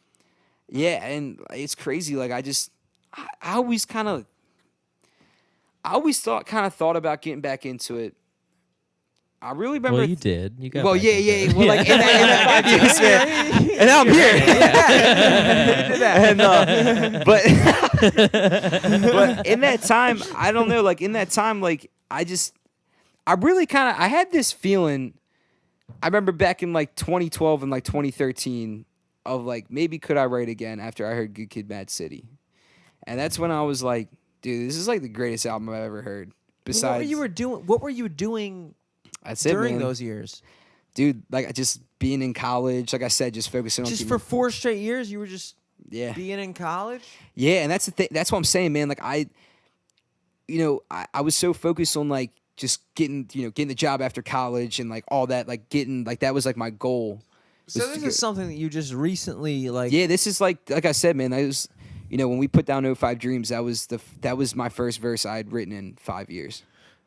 And that's kind of like an interesting route because like you basically you kind of lived the dream to people who don't know what the dream is. If that makes any sense. In a way. Like you kind of like. But it was like in a way it was kind of I get what you're saying. But, yeah. But also like in if a you way, see it from like a bird's eye view, you're like, oh, this all makes sense. It all makes sense, but then it was like also at the same time it was like in that 5 years I was like, why didn't I try to pursue it then? Like, you know what I mean? Like, why you could have had 5 years. I could have had under your belt 5 years in my belt. Now Dreams, exactly. Now I'm 24, Those and I'm a songs year. are I'm a toxic, year. dude. I'm a year and 13? No, a year and 13 months. I'm a year and 3 months in. So like, you know, obviously progress has been made, but like, it's just crazy, man. Like I never imagined I'd be doing it. Like, but I've always like, I think deep down inside, I always thought like, why not get back into it? Like, I think it was also too just a lack of confidence. Like because I didn't tell people back in high school. I will tell you this: it's hard, definitely hard, to come. I'm gonna say come out. Coming out. Yeah. It's hard to come out But it's as like- a white rapper, dude. It's also just tough. hard to be like, It is. you know how like all of you guys have known me for like however long you've known me. Well, this is what I'm doing now. That's Exactly. exactly. different. Because It's we kept different this and Not quite the Get reunion used to it. story, you Yeah. know. It's Exactly. Just, And that was the thing, that the reception at first was from all my homies and everyone I'm like cool with was good. Yeah, And then but you people- also kind of you already There kind of was fell into that group of people who were already kind of doing that too. yeah, that's So true. it's too. like, Yeah. so you already had kind of, I guess for that part, but then like telling, I guess, your family and all that other shit. Yeah, it's like you officially came Yeah. out. You Came tell your out, mother, dude. Yeah, dude. "Mom, I'm a white rapper." Slaps your face with the Bible. No, you're not even allowed in the military. nah, yeah, because it was like, dude, I you know, gotta take like a with piss. all, yeah, sounds Yeah, good, yeah. brother. your best Yeah, break. because like from all my homies and everybody, like, you know, all my boys and everything, like everybody was super supportive and thought it was super cool because, you know, the song we came out with, "Oh Five Dreams," is a good song. You know what I mean? Like it was, you know, Juice is crushing it on there. Like my verse was good. I say my verse was good. Like I got a really good response from it. But looking at how I've been now, I think I could have been even better if I would have had the confidence then of like my flow and Yeah, everything. man, dude. Like, Yeah, you can look exactly. at any time in your life and look back and be like, definitely could have been a little bit better. That's what there. makes it fun, dude. It's the progression, you know. You Exactly, look back on dude. that. Like, I mean, like, first of all, if you were as good as you were gonna be back then like, I don't know what the fuck I was getting. I know what I was getting at, but I Yeah. suck at telling it. Because you get even more hungrier from the fact that you're like, you feel like you're Dude, getting... it's like that's, in a weird way, it's like the frustration and the doubt Right. is what drives. Dude, like, oh my God, yeah. Like, I got so much, like, I really, like I was saying, man, like, all my homies and everybody were super supportive, but people that I wasn't super close with and, like, They look at outside you the like realm, a fucking joke. they kind of, like, they didn't know how to, there were some people, like, and like I said, this isn't none of my friends or anything like that, like, none of my homies or anything like that, or people that I'm close to. It was just people outside that I would see, but, like, I know would- exactly. You know who what I'm mean, saying? And it I was know just like, exactly how they viewed you. They they viewed you just- as a fucking joke. they're like, okay, this is just like something that you're trying out, and like, exactly, they viewed you as like, they view it as like kind of a joke, and like, It's like, that was oh, hard when's for this me. fad gonna end? Yeah, That was exactly. like hard for me at first to deal with, and like, I took a lot of, I took a lot of that stuff like in a sensitive way because Why? I don't know, like, because I didn't know, like, this was all new to me, you know, people. That's what I'm kinda, saying. Like, That's what I'm it was saying. hard to That's- deal with that's that. the at first. process. And also, you know, you're like not really down for the conflict and shit. You know, like, you know, Exactly. I totally understand where you're coming from too, because like when I first. Oh started shit! doing I just got comedy- cut out. Yeah, I don't know. I'm cut out Oh wait, too. I'm good now. I know, I'm good. I had the wrong headphone on. Classic. But no, yeah, I don't know. I just remember when I first was like, yeah, like I want to do stand up. People were like, oh, I would have never guessed, and I'm like, dude, oh, my God, I still oh, get that cool, so mad. Yeah. thank you. So that's you're not true. gonna come out to a show, I guess. Great. Dude, course not. exactly. It's like course because not. because the thing is like you're the type of person that when someone you know is doing something that's different, you're like, I'm gonna support them all the time. you Well, know? first of all, and I can't. And it's not even that. It's just like, I don't know. Just like people just not even taking you seriously. Exactly. I think Like, that's the main oh, thing. I guess you dude. just see me as an extra See, in your people- life. Whatever. Exactly, I don't and care. that's the point. And when people see, like, I don't know. I mean, I feel like we all kind of so like we live in the center of our universe, and like the people outside of it, we're just like, okay, they're doing their own thing, and so like to a lot of people, you're just that guy, which is weird to think about. Yeah. Which is weird to think about because when For you really sure. when you really get down to it, it's like no. At the end of the day, for 99.9999999% of the people in the world, I'm just some dude. Exactly. You know, I'm just some dude doing something. And like, okay, if it's good, I might pay attention, but like chances are I'm not going to pay you attention, and I'm just going to assume that whatever you're doing isn't as important as whatever the fuck I'm doing because I'm me every day. I don't give a fuck about you. And it's like it's also too like people see you in one way and they like don't expect you to like go off the beaten path of that one way. For sure. Yeah. Yeah. You know what I'm They saying? don't. Like they just like don't expect you to go off the beaten path of like that. And one when you way. do, it's a weird kind of like happening because I don't know. Sometimes I feel like, you know, it's weird because sometimes I feel like, what if I were just to do Gay porn. what if I were just to do what all you guys are doing? Yeah. Like with that, like, and then I think about it, like, what if I just did that? What if I just did that? Would that make you think any more of me? Yeah. Exactly. They like, might not think anything more of you. They might. Yeah. The reality is they don't think about you at all. Yeah. No, They don't even think about you. 100%. Yo, is it cool if we do a stop real quick that I can go take a pee? Yeah, sure. Yo, I got that the was pee your set. chance. He took a Definitely. piss I like know. 2 minutes ago. I was like, yo, this is your shot. You were like, yo, but anyway, back to the story. Let's I was throw like, on. all right, Let's throw no on piss. the last track of the EP, the one they worked on in the studio. Dude, we should definitely talk about the show, about like when you guys were at the show and everything. Like, What do you mean? Yeah. In this show, we should talk about Yeah. the show. So and, like, the episode. yeah. So the If you guys like, we don't have to do it right now, but like I was just Okay. thinking about I that. was I didn't. about I to still didn't know what you meant. transition into it. What do you mean? What do you mean? The show where when the At performance at Juices Glow EP release. No, at the June 15th one, Okay. where the one where I went up and performed the first time. Yeah, that was what I was gonna say. Yeah. Yeah. The fucking thing. The first time I met you. Yeah, Really? right. Was that? Yeah. Mm-hmm. And you popped up. I remember you popped up, and I was like, Who the fuck's hell this is this guy? kid? You showed up and you had the baseball cap going. I remember that you had the baseball cap. Set. And she you- was like, this dude was doing push-ups all night. It was swole on. And it was sick too the way he led in with it with the when shout out to Jordan Taylor, Lord Business, another homie. That dude's the man. Lord. Kills it. And he started putting on Above the Clouds by Gangstar. And it was sick because Juice like led into it and was like, they say the sky's the limit, but we stay above the clouds. And like that's when I came on. And yeah, that's when I came up. Baseball Yeah, I cap remember and that, all. dude. You fucking looking at the mic, and all I could see was your baseball cap. I was like, who? Yo. It was kind of. It was cool. It was cool. Yeah. Try It to was keep cool. it. With first time performing, man, I was like, I gotta keep looking down, or else I'm gonna get psyched out. It is, dude. I will say, it's just. First of all, it's interesting to talk to somebody who's like, pretty much exactly our age. Yeah. Because most people we talk to are either a little bit older or a little bit younger. Yeah. But it's yeah, like yeah. very rare that I talk to somebody who's I don't know. Well, when I say a little bit older, it's like, I don't know. This is the first time I've talked to somebody who's like, I just feel like all the things you said in terms of like the way you kind of went about finding yourself, I can relate to a lot. Thanks, guys. Yeah, no, that.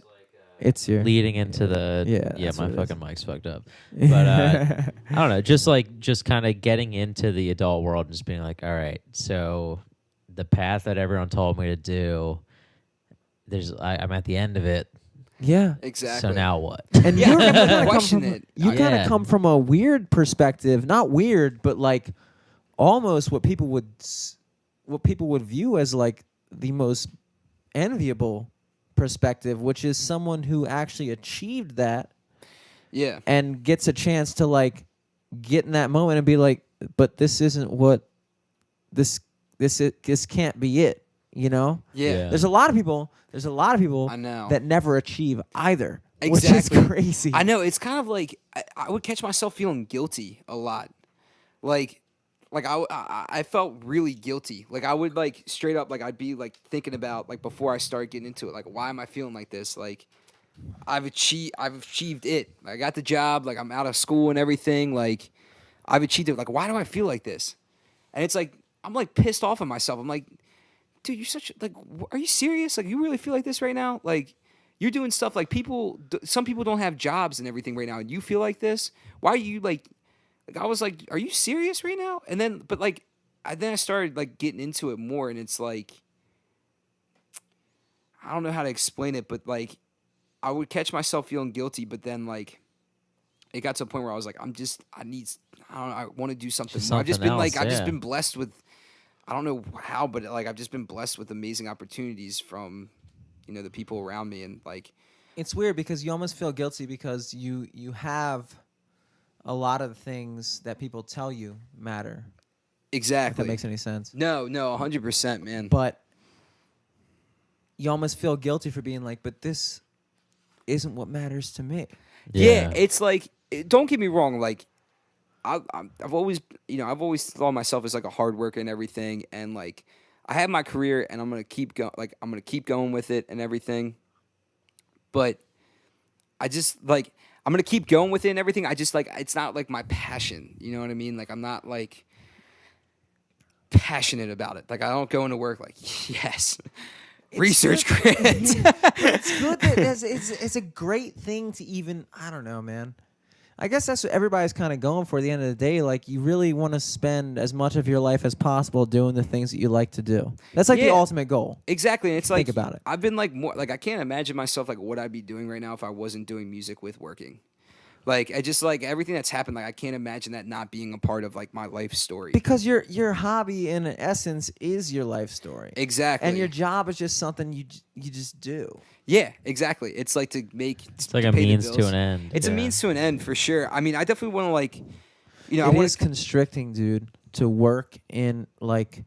Oh yeah. Just to work with, It's like having to have two personalities. It is like, because dude, I can't relate. It's crazy, right? You hit the nail on the head, man. Like, it's crazy because, so when I was doing the rotations, a couple people that I worked with, like, friended me on Facebook, and so it was only a couple people, and they were at different offices, and they kind of saw like I was doing the music thing, so they came up and talked to me, and a couple of them I was like real tight with and whatnot. Mm-hmm. But I kind of told them like, don't tell anybody. Like, I just don't want the questions. Like, I also too, it's just tough. Like, not everyone understands it. Like, I kind of like, just not everyone understands it. Like, yeah, it's like a generational gap. Sometimes. Exactly. Yeah, and that's true. Yeah, that's. I mean, what's the age group of the people you work with? Would you say, dude? I'm like, it's like me and like one female who is 27, and then everybody else is like 50 and above. Whoa. Yeah. So you're. Well, actually, I'm sorry. Okay. There's another guy there that's like 35, but I'm like the youngest guy in the office. So okay. So you're like, in their eyes, you're killing it, but in your eyes, you're like. Well, that's the thing. None of that exactly, but like none of them know I do this on the side. Mm-hmm. Like, well, not on the side, but like. But also, like, they all do shit on the side too, but they're all just boring. I just don't feel like I have to. We're old. Nobody cares about what you do on the side anymore. It only matters for That was the 27. opinion Once of you're live from 28. the studio. That was live from the studio's opinion, not T.Cain. A little disclaimer. No, it's okay. Yeah, no, it's just like, yeah, exactly. So I just like, I don't know, man. I just like, I've wanted to tell them because I love everybody I work with. Like, everyone I work with is super cool. That's like one of the main reasons I wanted to go back and work in that office, because I love everybody I work with. My boss is super cool. Like, everybody there I've been cool with ever since because I had my first rotation there, and they all stayed up to date with me all the time and whatnot. What's a rotation? Yeah, but at work, you're Tyler. You're Tyler. Yeah. Like, I wrote this, and one of the songs I have coming out, I actually wrote like a line about that where I'm like, during the day I'm a corporate entity, but at night I'm a hip hop vigilante. And then like I start going on from there. But like, that's like one of the lines like in an upcoming song I'll have. But like, I talk about that, you know what I mean? Like, and yeah, it's exactly during the day I'm Tyler, but at night I'm T.Cain. Yeah, no, it's, I don't know. I have a feeling they're gonna find out at some point. I just don't know what that point's gonna be. Yeah, but I don't think it's gonna be. Boss is the biggest fan. It's like all of a sudden you guys are gonna have some weird link to my boss that I don't know about, and she's gonna be like, Tyrell "Is that Vitiello?" T.Cain?"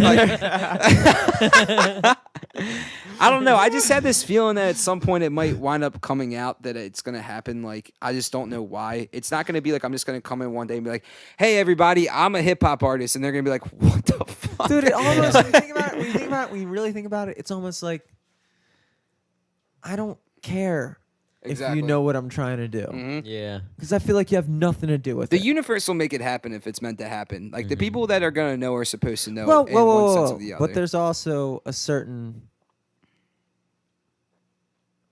If you keep working at it. There's also a certain responsibility you have to universe as well. Oh, no, exactly. Like, I'm a big believer that if you put out good energy in the universe, it'll answer back. But, Yeah.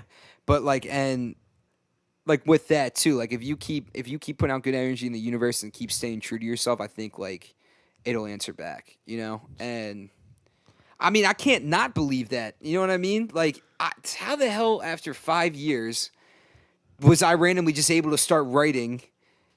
Like, you know what I mean? Like after just like being kind of just like kind of asking the universe, like I need something else. Like it's in not my really eyes asking. saying, It's like asking, but it's also telling at the same time. Exactly. Like kind of just, you know, praying and just like doing that. It's like, it's crazy, man. Like, I guess it's like crazy how life works out. Like, it's like, sometimes I think about it, I'm like, damn, like, what the yeah, it's you know the what I mean? first time you've been this far. Yeah. Yeah. Like, and that's the thing. It's just nuts. And then, like, I don't know, man. Like, just crazy stuff keeps happening.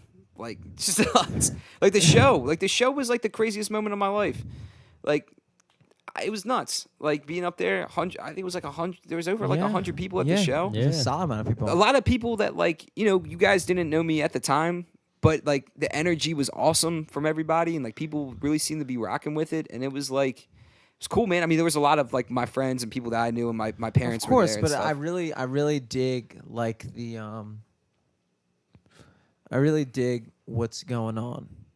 Thanks. I appreciate that. I'm talking about, like, on an everything type of level. Thanks, like man. It's...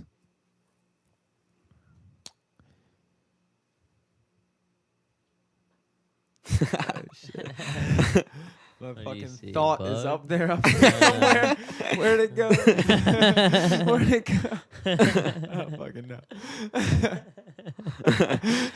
But I do appreciate that, man. Like that means a lot, seriously. Like it's definitely made me into it's made me grow as a person a lot. Like just a lot of ways. It's taught me a lot. I think a lot of it is I would guess that a lot of the quality in artistry is dependent on your understanding of yourself. Yeah. You have to come to terms and like you become very vulnerable. Like when you're writing this stuff down and like it's why like some of the songs, man, like it can change your mood and everything when you're writing a song and stuff like that, and like especially when you're writing lyrics and everything, because you take yourself back to a place where you might have been super happy. So in that phase of writing the song, you're super happy. Yeah. But there's also a time when I've written songs where I'm like super down. But you need all that. But I know I'm creating because of that feeling. Mm-hmm. Because I've been taken back to that feeling of when I thought like that and whatever I'm talking about in the song at the time. Mm-hmm. But it sucks because at times when I've written songs there, I've been either like it's made me kind of pissed or like I felt down. Like it's hard for me to like go out that night or like be around people and try to bring my mood up because I was just in a different spot an hour ago. So you're saying that like you're in a different place when you're recording versus... Oh, no, well, not necessarily. Writing. Well, recording, yes, but most like with writing the lyrics down and putting it together. Yeah, it takes me to a different place sometimes, for sure. There's been times where I've like... And you don't see the writing in itself as an outlet for that? Exactly. Or?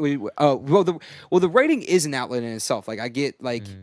It is an outlet in itself, but also sometimes like when I'm writing about a certain subject or a certain thing that happened. Because a lot of stuff that I've written that have become songs have been about certain things, but I've taken stuff out and then I was able to morph it into a song. Yeah. You know, like when I say like I write a song, like I might have written like all these bars and then I've taken out like 75% of them and more 30% of this set of bars with 30% of these set of bars to make this. Yeah. You know? And so like, but at that time when I'm writing about something, it's an outlet for me to express myself to myself almost in a way that, but also in the time you're reflecting on But what's. you don't feel fulfilled by just the writing aspect of it. Dude, how is someone mowing their lawn right now at 11:45? Yo, someone is always mowing their lawn. I'm at sorry this to go off time. the topic because It's this is a great crazy. subject, But but it I'm is, just like, it's midnight, crazy. right? Yeah, it's Dude, like he always cuts his lawn at That's just midnight on ridiculous. Thursdays. It's like, dude. how are you, I don't like, know how he does it. I don't know how he Get does it, it. Yeah. He's the only fucking guy in Maryland that does this shit. I don't know why he We're does about it. to hear the volunteer fire. exactly. Every fucking Thursday he starts a fucking fire. Can't see what he's doing. Yeah, they empty the dumpsters at like 1 a.m. Yeah. If we go that late, you'll start hearing that. Yeah, nah. That's just crazy, man. You're gonna Like, hear all the Lutherville sound effects, I dude. just know live from the studios going. But yeah, I mean, dude, like I was saying, it was like, I don't know, you kind of just like, I don't know, it can affect your mood. Like I just think like, but that's a good thing though, because you're passionate about it. Like you're putting yourself into what you're writing down. It's kind of hard to explain, I guess. But No, it's like, not hard to explain. I was just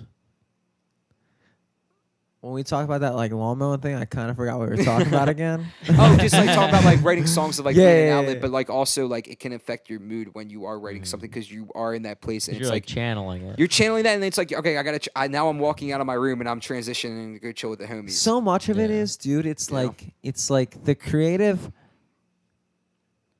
aspect of yourself is like it's well, first of all, it's something that you really can't control. No, At not least all. in your like, I don't know, maybe you can. You can harness it at times, but I Yeah, don't think you harness can is a control better it. word. Yeah, Harness is a better word.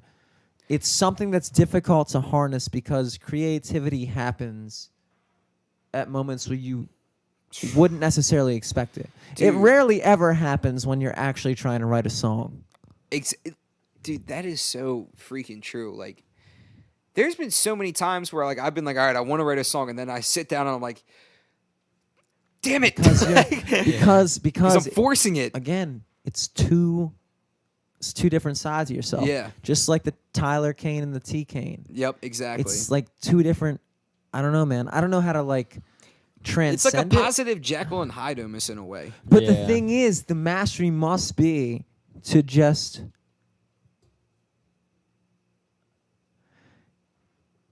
like in Pokemon, Yeah. when they like see like something dope Yeah, you want to capture it. You gotta catch them and all. you capture it. Yeah.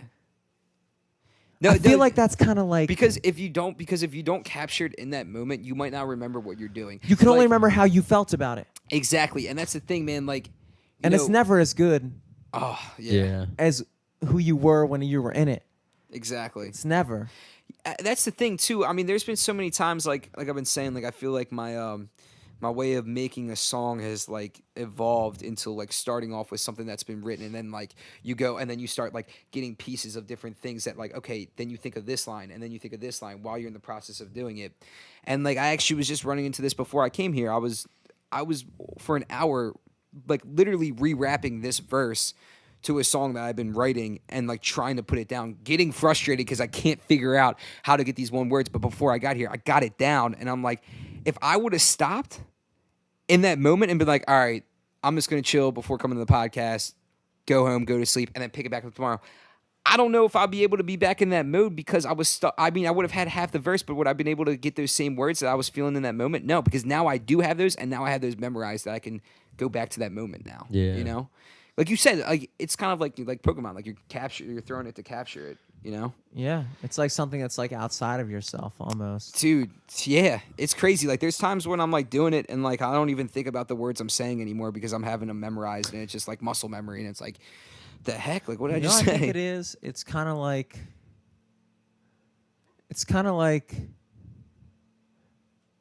A lawnmower. well, I think well, I'm trying to find a way to say this, and I feel like it's like haven't ever like spoken it through. Some might sound like weird. And now I forgot completely what I was talking about again. Hold up. All I can think back to is the lawnmower right now. Like, my mind is blocked. I can't even. Hold up. Just give me a hint. Give me a hint. What were you talking about? So like just talking about like that like how you kind of feel like outside yourself in a way when you're like creating a song. Okay. It's almost like when you're like on a podcast, but you can't listen in because you hear the lawnmower outside. You're like outside of it. And the lawnmower is Well, like okay, a metaphor here's for what I mean, lyrics. here's what I mean. It's like this. It's like this like endless realm of possibilities within Yeah. like the universe. Exactly. And for a brief second, your self becomes victim to it. Yeah. Wow. God, It's my like- mind's blown right now. That's so true. It's like you. It's not even you, really, which is weird. It's not Yeah. even you. It's like something channels through you, but it's affected by you because you're you. But it's like you take something in, and that's It's a feeling Dude, like on yeah. no other. Like, I totally can relate with that with comedy too, because like there's just like certain sets where like you're fucking on. Yeah. You know what I mean? and no one knows why you're on. It's like weird. It's like I'm on this night. I'm all. It's like yeah. all. It's It's all so about much. channeling. It's like this little like It's all it's like about this little figuring that window out. that you're like jumping through, and like the other side of that window is just a different. So it's kind of like, so one of my favorite sayings is, the harder I work, the luckier I get. And they say like, I like that because it's kind of like, I don't know. I think he said it best. Now that I think about it. yeah, no, he that's definitely so said it best. true, dude. Like, yeah, I mean, like I said, dude, you just keep working and stuff just keeps happening. Because Yeah. because it's not really, that's what I guess I'm gonna. It's not really that. Like, okay, so it's weird. I was talking to Scott. I talked about this before. We were walking home. We were walking back to our cars after we had lunch with you at that fucking Chuck's place. Chuck's. It was dope. And Scott was talking about motorcycles and how he knows a motorcycle. He bought a motorcycle. My friend Scott Right. owns this whole thing. Well, his mom owns the whole thing, but Scott's hereditary. But He, he recently bought a motorcycle, and he lives up in New York, and that's his like transportation. right. And he was down here. It was like, it's weird because like I'm just seeing all these motorcycles around and stuff like that. And I was like, well, that's like an actual like psychological thing. Like when you start, it's weird because like when you start caring about something or Right. or thinking about something in general, Mhm. you start to notice it. Yeah. yeah, it's like a pattern. Oh yeah. So it's like, it's almost like, and when I remember saying to him, I was like, well, the thing is, it's like those motorcycles were always there. Like, you know, when you Exactly. hear a song, you know, the first time you hear a song that you haven't heard before, Yeah. and then all of a sudden you start to notice when it's on. The only reason you're like it's a not- car drives by and you hear like the fucking bass. And Yes. You're like, Yeah. oh shit! You're like, dude, I need to go. I need to find out what that song is. And Because- it's like back in the day when Shazam wasn't around, I was like, shit. Like, how am I supposed to get this? And now you got Shazam, and it's like, let me get my Shazam out, and then you like bump it all the time. Yeah. Yeah. when you start to. Ooh. There's always one on a podcast, dude. There's always one. This is This I was can a tolerate tame. that one. That I was can a tolerate tame, that one. yeah. That was like, if we could have a commercial, that would be that. That's like, dude, that was it. That's like That a was live it. from the studio ad right That there. could be that, dude. Like the most tame lead Camera, ever. get that? I can't tell. What I was getting at is that it's not that the motorcycles are happening to you more often. It's just that you're starting to pay attention. You're Right. starting to focus on a certain aspect of your life, and then in turn, you're starting to realize that aspect of your life. So Which true, is- man. It's kind of like, I mean, it was exactly like, again, what we were talking about, but I don't quite remember what we were talking about. About like harnessing that feeling. Like, Yeah. Well, yeah, Like, I mean, like being on. that's all discipline's about, I guess. It's Discipline, like, yeah. it's like, it's because you have to work to get back to that feeling. Like that's another thing too. Like Yeah, it's That's like true. The chasing a discipline. fucking high. It's like you know. What's up? It's like chasing the dragon. It's like yes, yes. you get fucking. It is. You get one taste of it, and you're like, all right, dude, It's an you addiction. know, Get you know that. who I had a really, really cool conversation about like that was your brother, Selesky. I bet. I had a really cool ass conversation with him. Who shout out to Selesky, by the way, that's the homie. I had a really cool conversation with Selesky after the show, after the performance in I June. think street cleaning is coming through. Yeah, we got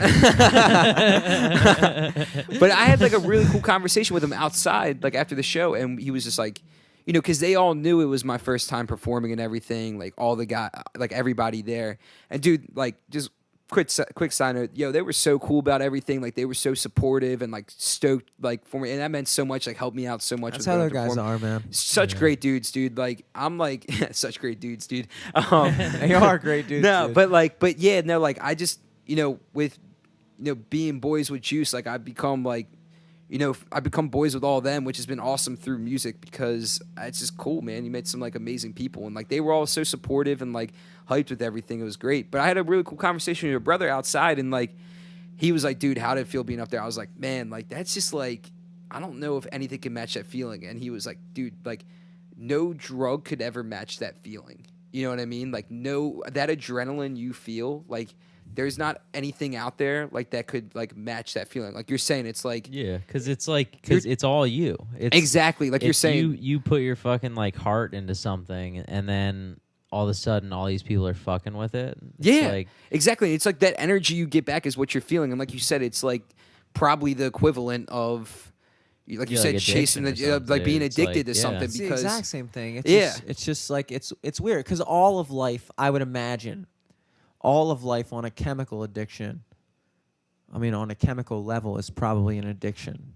Yeah, because like they say like if you get addicted to something, like your chemicals are moving all around. But that's got to be the same way, like. And then when you're up on stage and whatnot, your chemicals drive you to do certain things. So like the same chemicals that make you feel happy or like stoked or whatever you feel when you like do a line of coke. And what drives you to want to go back to that, which is weird because I did coke and I never got addicted to it. And I always wondered, like, how does anybody just go to the point where, like, I need to go back to that? But anyway, that same feeling that you get, like, if you do heroin. Like, I've never tried heroin, which I feel like most people haven't tried heroin. yeah, I want to say most people haven't. most people haven't. But Yeah, at the most same people time, haven't. it's like certain prescription drugs are pretty much it, like for sure. Oxycontin and stuff like that. And even like codeine. Codeine is pretty much just like my heroin. brother when he after like the whole like attack thing happened back in 2006, he was on oxycodone. So like my brother's definitely been on heroin, I guess. That's why he's such a good rapper. Yeah, exactly. I think we should go score, dude.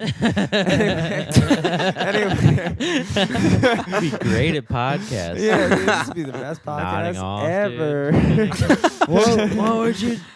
What'd you just say? That's already what I'm like right now, dude. No, but then you fall asleep. Yeah, exactly. A Miller High Life wouldn't even spill, dude. Yeah, dude. Cat would What the still fuck's be that on saying? it. Put it back in the fridge. But just like what I think like what you were saying was like just like how the fact that like performing and stuff like that, it's like nothing like and working is just like it gets you that like just that because adrenaline rush. I guess I was getting at is everyone in a way.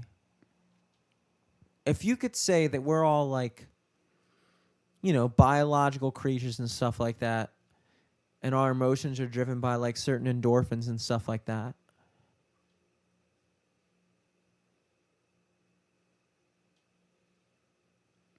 Jimmy saw a moth. Preoccupied. Okay. My bad.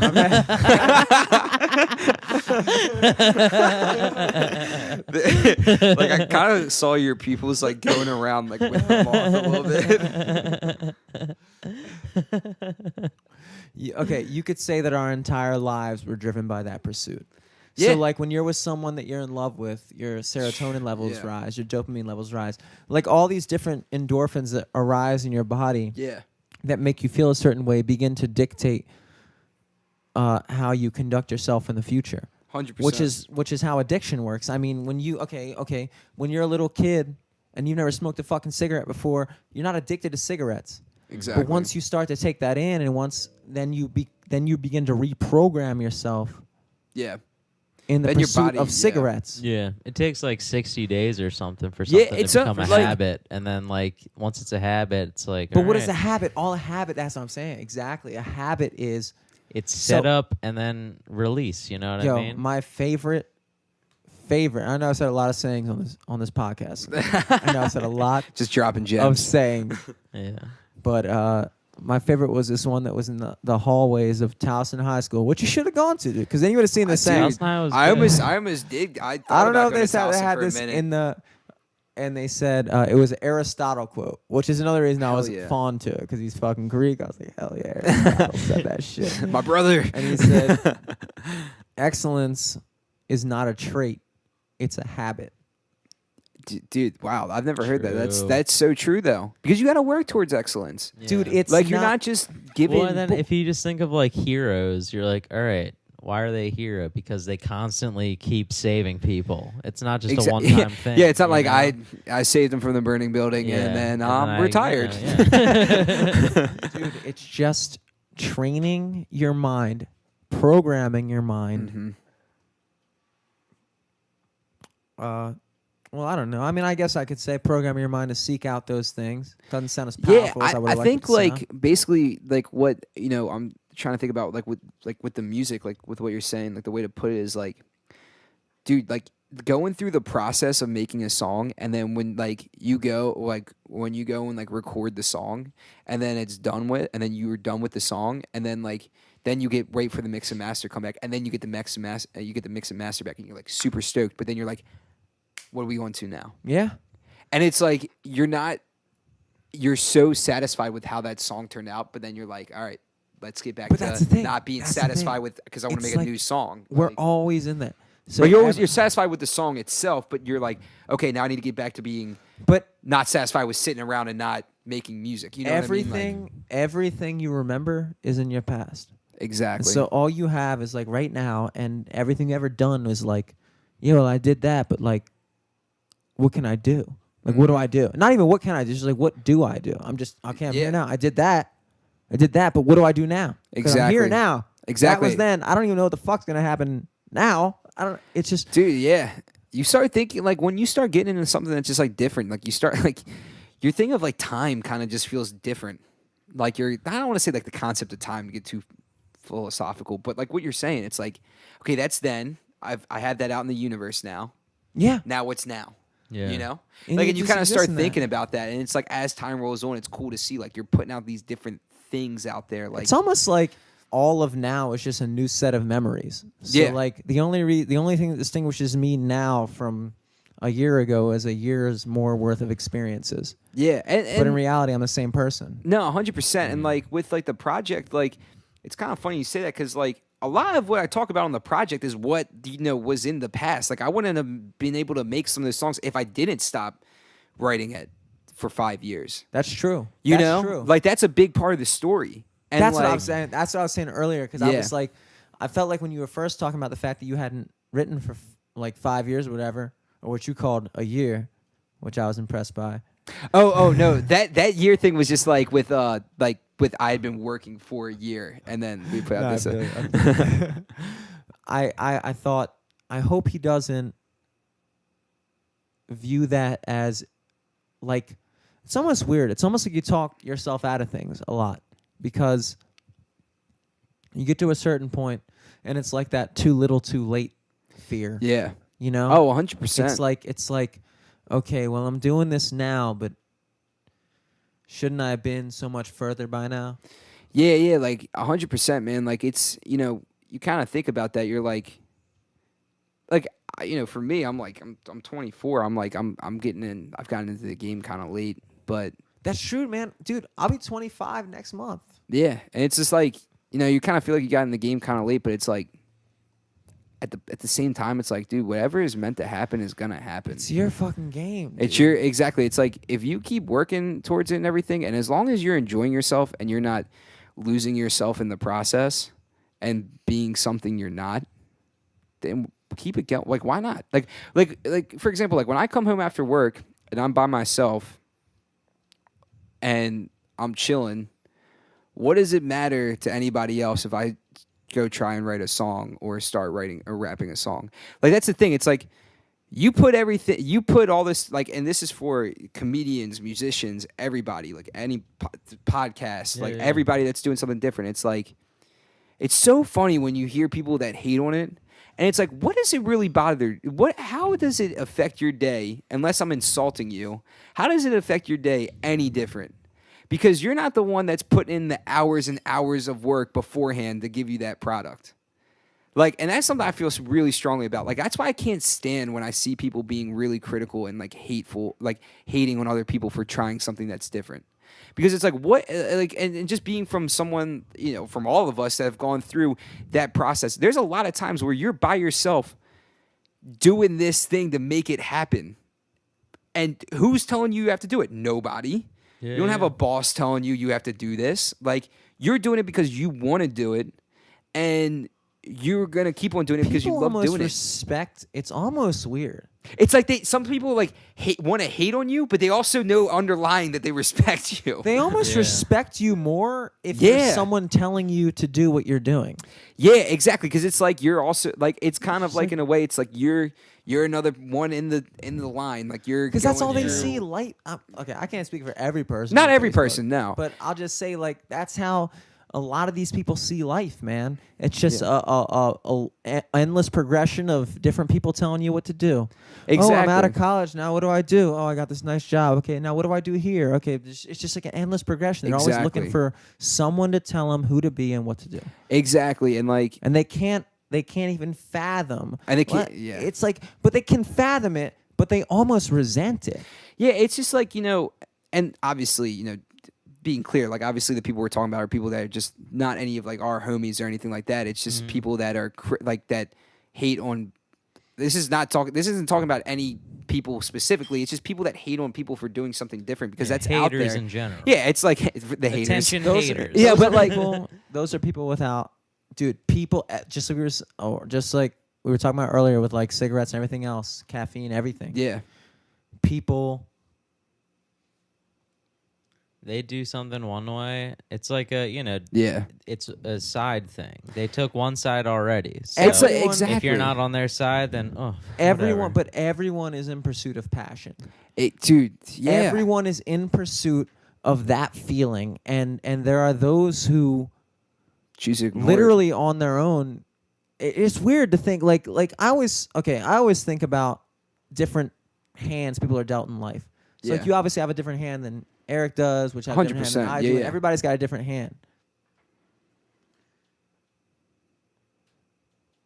Damn, dude. I suck.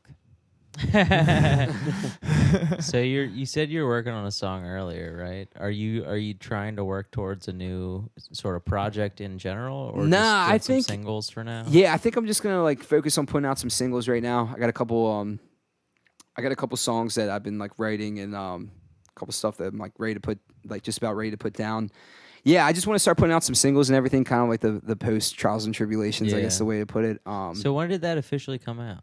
That came out on May 30th of 2016. So yeah, that was so on the 1 year. anniversary. You said Okay. Yep, on the anniversary of 05 Dreams, and so now I'm just like kind of like post that writing, and I went through like this summer like after on May 30th, like most of the summer I just started writing again, and like I didn't stop writing during trials and tribulations, but I was so focused on making sure everything was like with that. You're editing. You're not writing. Yeah. You're in like a phase of just tweaking. Exactly. And so then I got back into writing, and now I have 2-3 songs. Yeah, just the third one's like kind of almost ready. That I'm like just about ready to put down, and then I'm gonna put those down like the coming months. And dope. Yeah, and they're like you got beats worked out for them already. Yeah, I got the beats like chosen out for them, and one of them had a beat, but I think I'm gonna change it, but to a different beat. But yeah, like everything's like just about ready to go. And I was talking to Juice the other day, and I think we're gonna record like real soon. So fuck yeah, it'll be sweet. And is that gonna be something you guys are gonna pull up on the spot, or are you have something already prepared going into that?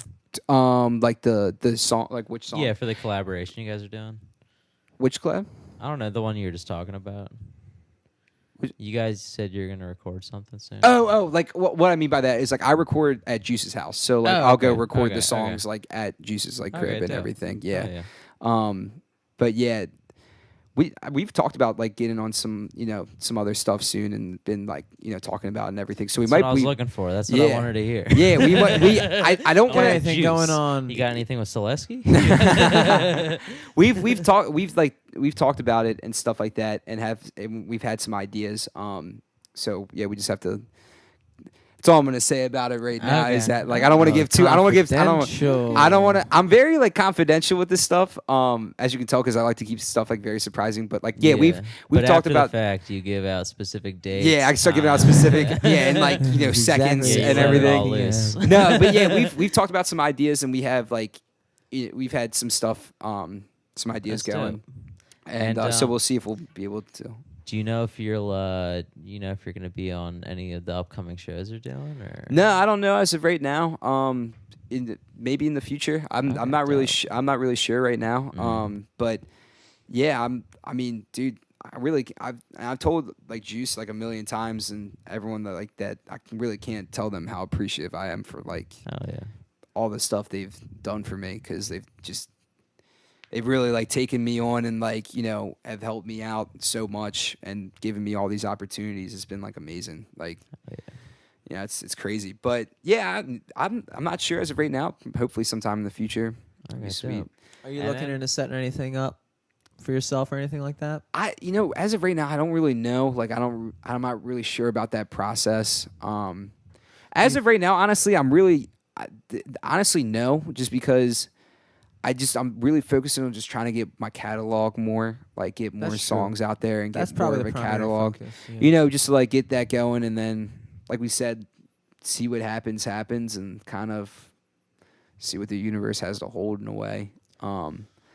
Because like I said, man, I just want to get like more of a catalog and just keep writing and keep like creating stuff. dope. I think I don't creating wanna, dope shit. Let me throw this out here before all of us forget. Your brother has a dope podcast, right? Oh no, my cousin. Your cousin. Oh, true. Fuck, Yeah. I forgot. Yeah. Oh no. Yeah. My cousin Brad Allmiller, and his two buddies, Dan Cruz and Ashley Murphy, have this podcast called Sports and Pints with DBA, which is their first initials, and Sports and Pints. And points, Mike. But yeah, it's super dope. Like I was on episode 8 of it. They've kind of like this summer they've had to take like a little bit of time off because everyone's been super busy. Like they have kids and stuff, so like everyone's been super busy. But they have a lot of stuff out there, and they're gonna get back at it again soon. But it's sweet, man. If you like Baltimore sports, it's the place to go. Do for they like, drink news. pints while doing Yeah. the podcast? Hell Yeah. dude. Yeah. Definitely. Ashley's got like the coolest like. He's got like the coolest accent. Like he's like Ashley's a dude. Actual. yeah. What? Ashley's a dude. Yeah, he's got like he's got I was like gonna say yeah. earlier, Dude, he's I a was gonna say huge earlier, I was like, Liverpool it's fan. weird that you referred to a girl named Ashley as his buddy. I feel like it's like weird to call a girl. I don't know. It's just like weird to call a girl a buddy. Well, like I don't that's know why. like I don't that's know like an why. English like in Europe like Ashley's like you can be- big time chick name. Yeah, well, which is why well, we, dude. Well, actually, name. dude's Dude's name. name, Though, that's what I too. meant. It's It's kind of one like of it's the kind of like rappers we were Sam. like- It's kind of like a Sam. Like Yeah, Sam's a it's big Ash. time. Yeah, exactly. He probably goes by Ash, right? Yeah. Okay. And but he's a really cool guy, man. And they just like they talk about everything with Baltimore sports.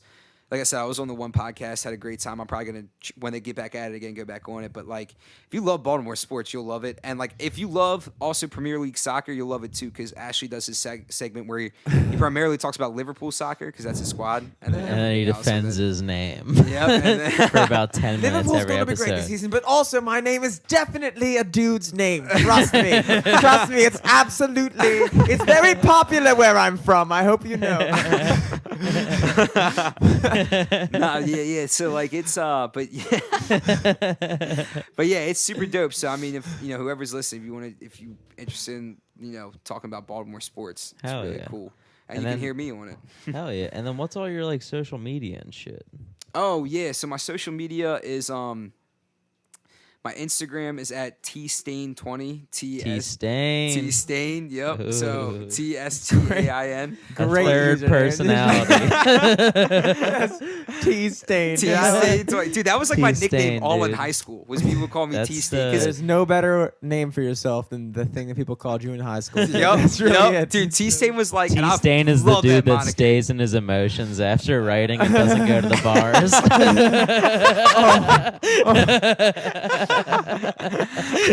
T-Stain. That's just T-Stain. Guys, right I don't think I can come out tonight. I'm feeling a little T-Stain. there. It's like when people say you're feeling Drake-ish. In your woes.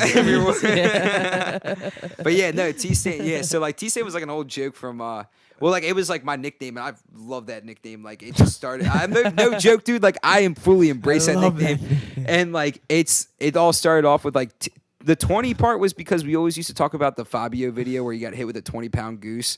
So we just fell in love with like the number. All my boys, like we just would all make about the 20-pound goose reference. So that's why it was T-Stain20, and my Twitter account is at T-Stain20 as well. And Bingo. Yep, and then my SoundCloud is just T.Cain, and not T-Stain. My SoundCloud is T.Cain, and Facebook is just Tyler Cain. Yep, so that's all the social media, John. Guys, if you work for Johns Hopkins, be cool. Be cool. Yeah, and everyone at Don't Hopkins take it is too super seriously. cool. Yeah, everyone at It's all a joke. I didn't mean any of this. yeah, if any of He you guys from actually Hopkins, isn't even here- rapping. He doesn't rap at all. This is Not a just- rapper. This is all all just a- one bit. it's a massive figment of your It's a imagination. phase. But also, if you don't work at Hopkins, check him out. T.Cain on SoundCloud. And at Hopkins. T-Stain20 all across the board, pretty much. Yeah, man.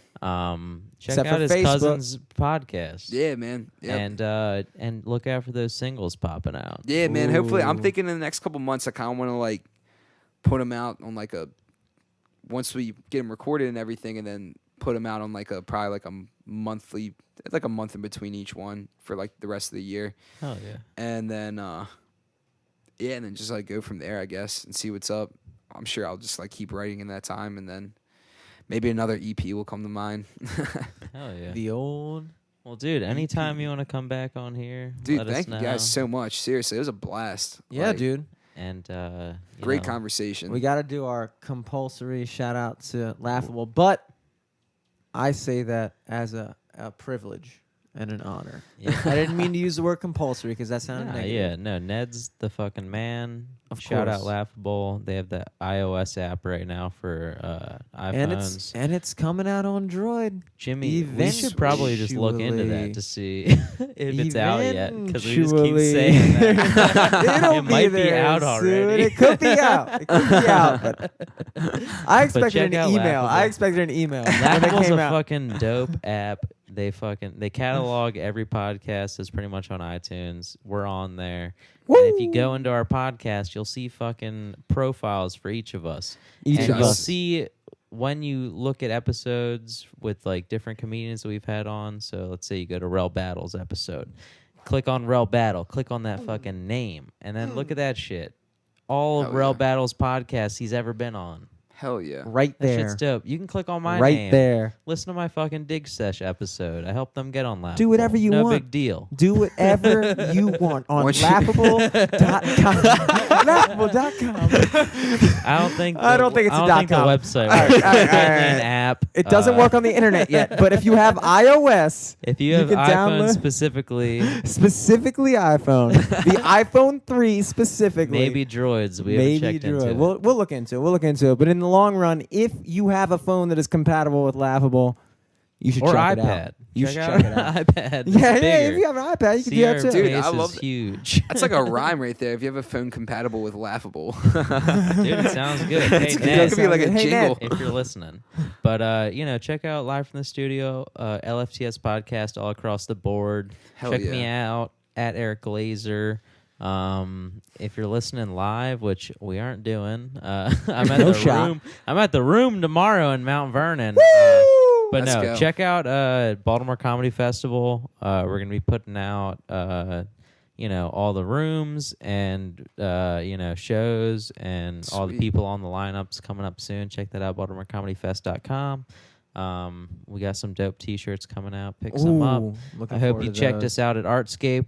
It was dope. Fucking Ivan was on that giant LED board on top of Metro Gallery. You know the giant like LED Ivan was on billboard? the board? Dude, yeah. So Ivan ran a show during Artscape where they had a camera pointed at the stage, and that giant LED billboard on top of Metro Gallery, like right across the bridge on Charles Street, the whole comedy show is up there. Damn. Yeah. So, and I think we're gonna have our poster up there coming up soon to have the festival dates and shit. So check that Sweet, shit dude. out. Hell yeah. Keep up with the gang, boys. Yeah, absolutely. Dude, thank you guys again so much for having me on. This was awesome. Yeah, man. Dude, thanks for coming on. Yeah. It's honestly dope to have someone come through that's like hyped about the cast or who's like Yeah, actually listened to it. man. You know what I Yeah, mean? thank Cool. you so much. Yeah, Yeah, it is man. pretty cool. I love listening to you guys, like, because you guys have such an array of topics you talk about, and like I think that's awesome. Like it's super dope. Yeah, appreciate thanks for that, man. sliding through. That is Yeah. dope. That's a Anytime very you good want to come back, Thank just you. hit us up, man. Yeah, I'd love to, man. Awesome. Let's Hey. let's go out on some EP magic. Ooh. Or yes. no, Jimmy, what do you got to plug? I'm sorry. Oh no one cares about my plug. Really? Do I really have to do this right now? I shouldn't have. Okay, I will. at Jimmy Selesky on Twitter. That's really the only thing. You can follow Sophomore MD on Facebook. I'm doing a twofer this Saturday. I'm playing at Ooh. Fells Point Tavern from 2 to 6. Sweet, So any dude. afternoon warriors Happy out there, hour. happy hour at Fells Point Tavern. Then I'm playing at Michael's Cafe in Timonium. Sweet. Woo! As Man, a dude, duo. city to county, dude. As a duo, yeah. Traversing the traversal, Maryland. baby. Traversing Baltimore. Yes. You have 2 shots if you're in Timonium or Fells Point. All you got to do is go to the bar closest to you. You can see me. Hopefully. Hopefully. Don't think it's any other thing than that. Don't think of it. Don't worry about it. Till next week. Peace. Peace.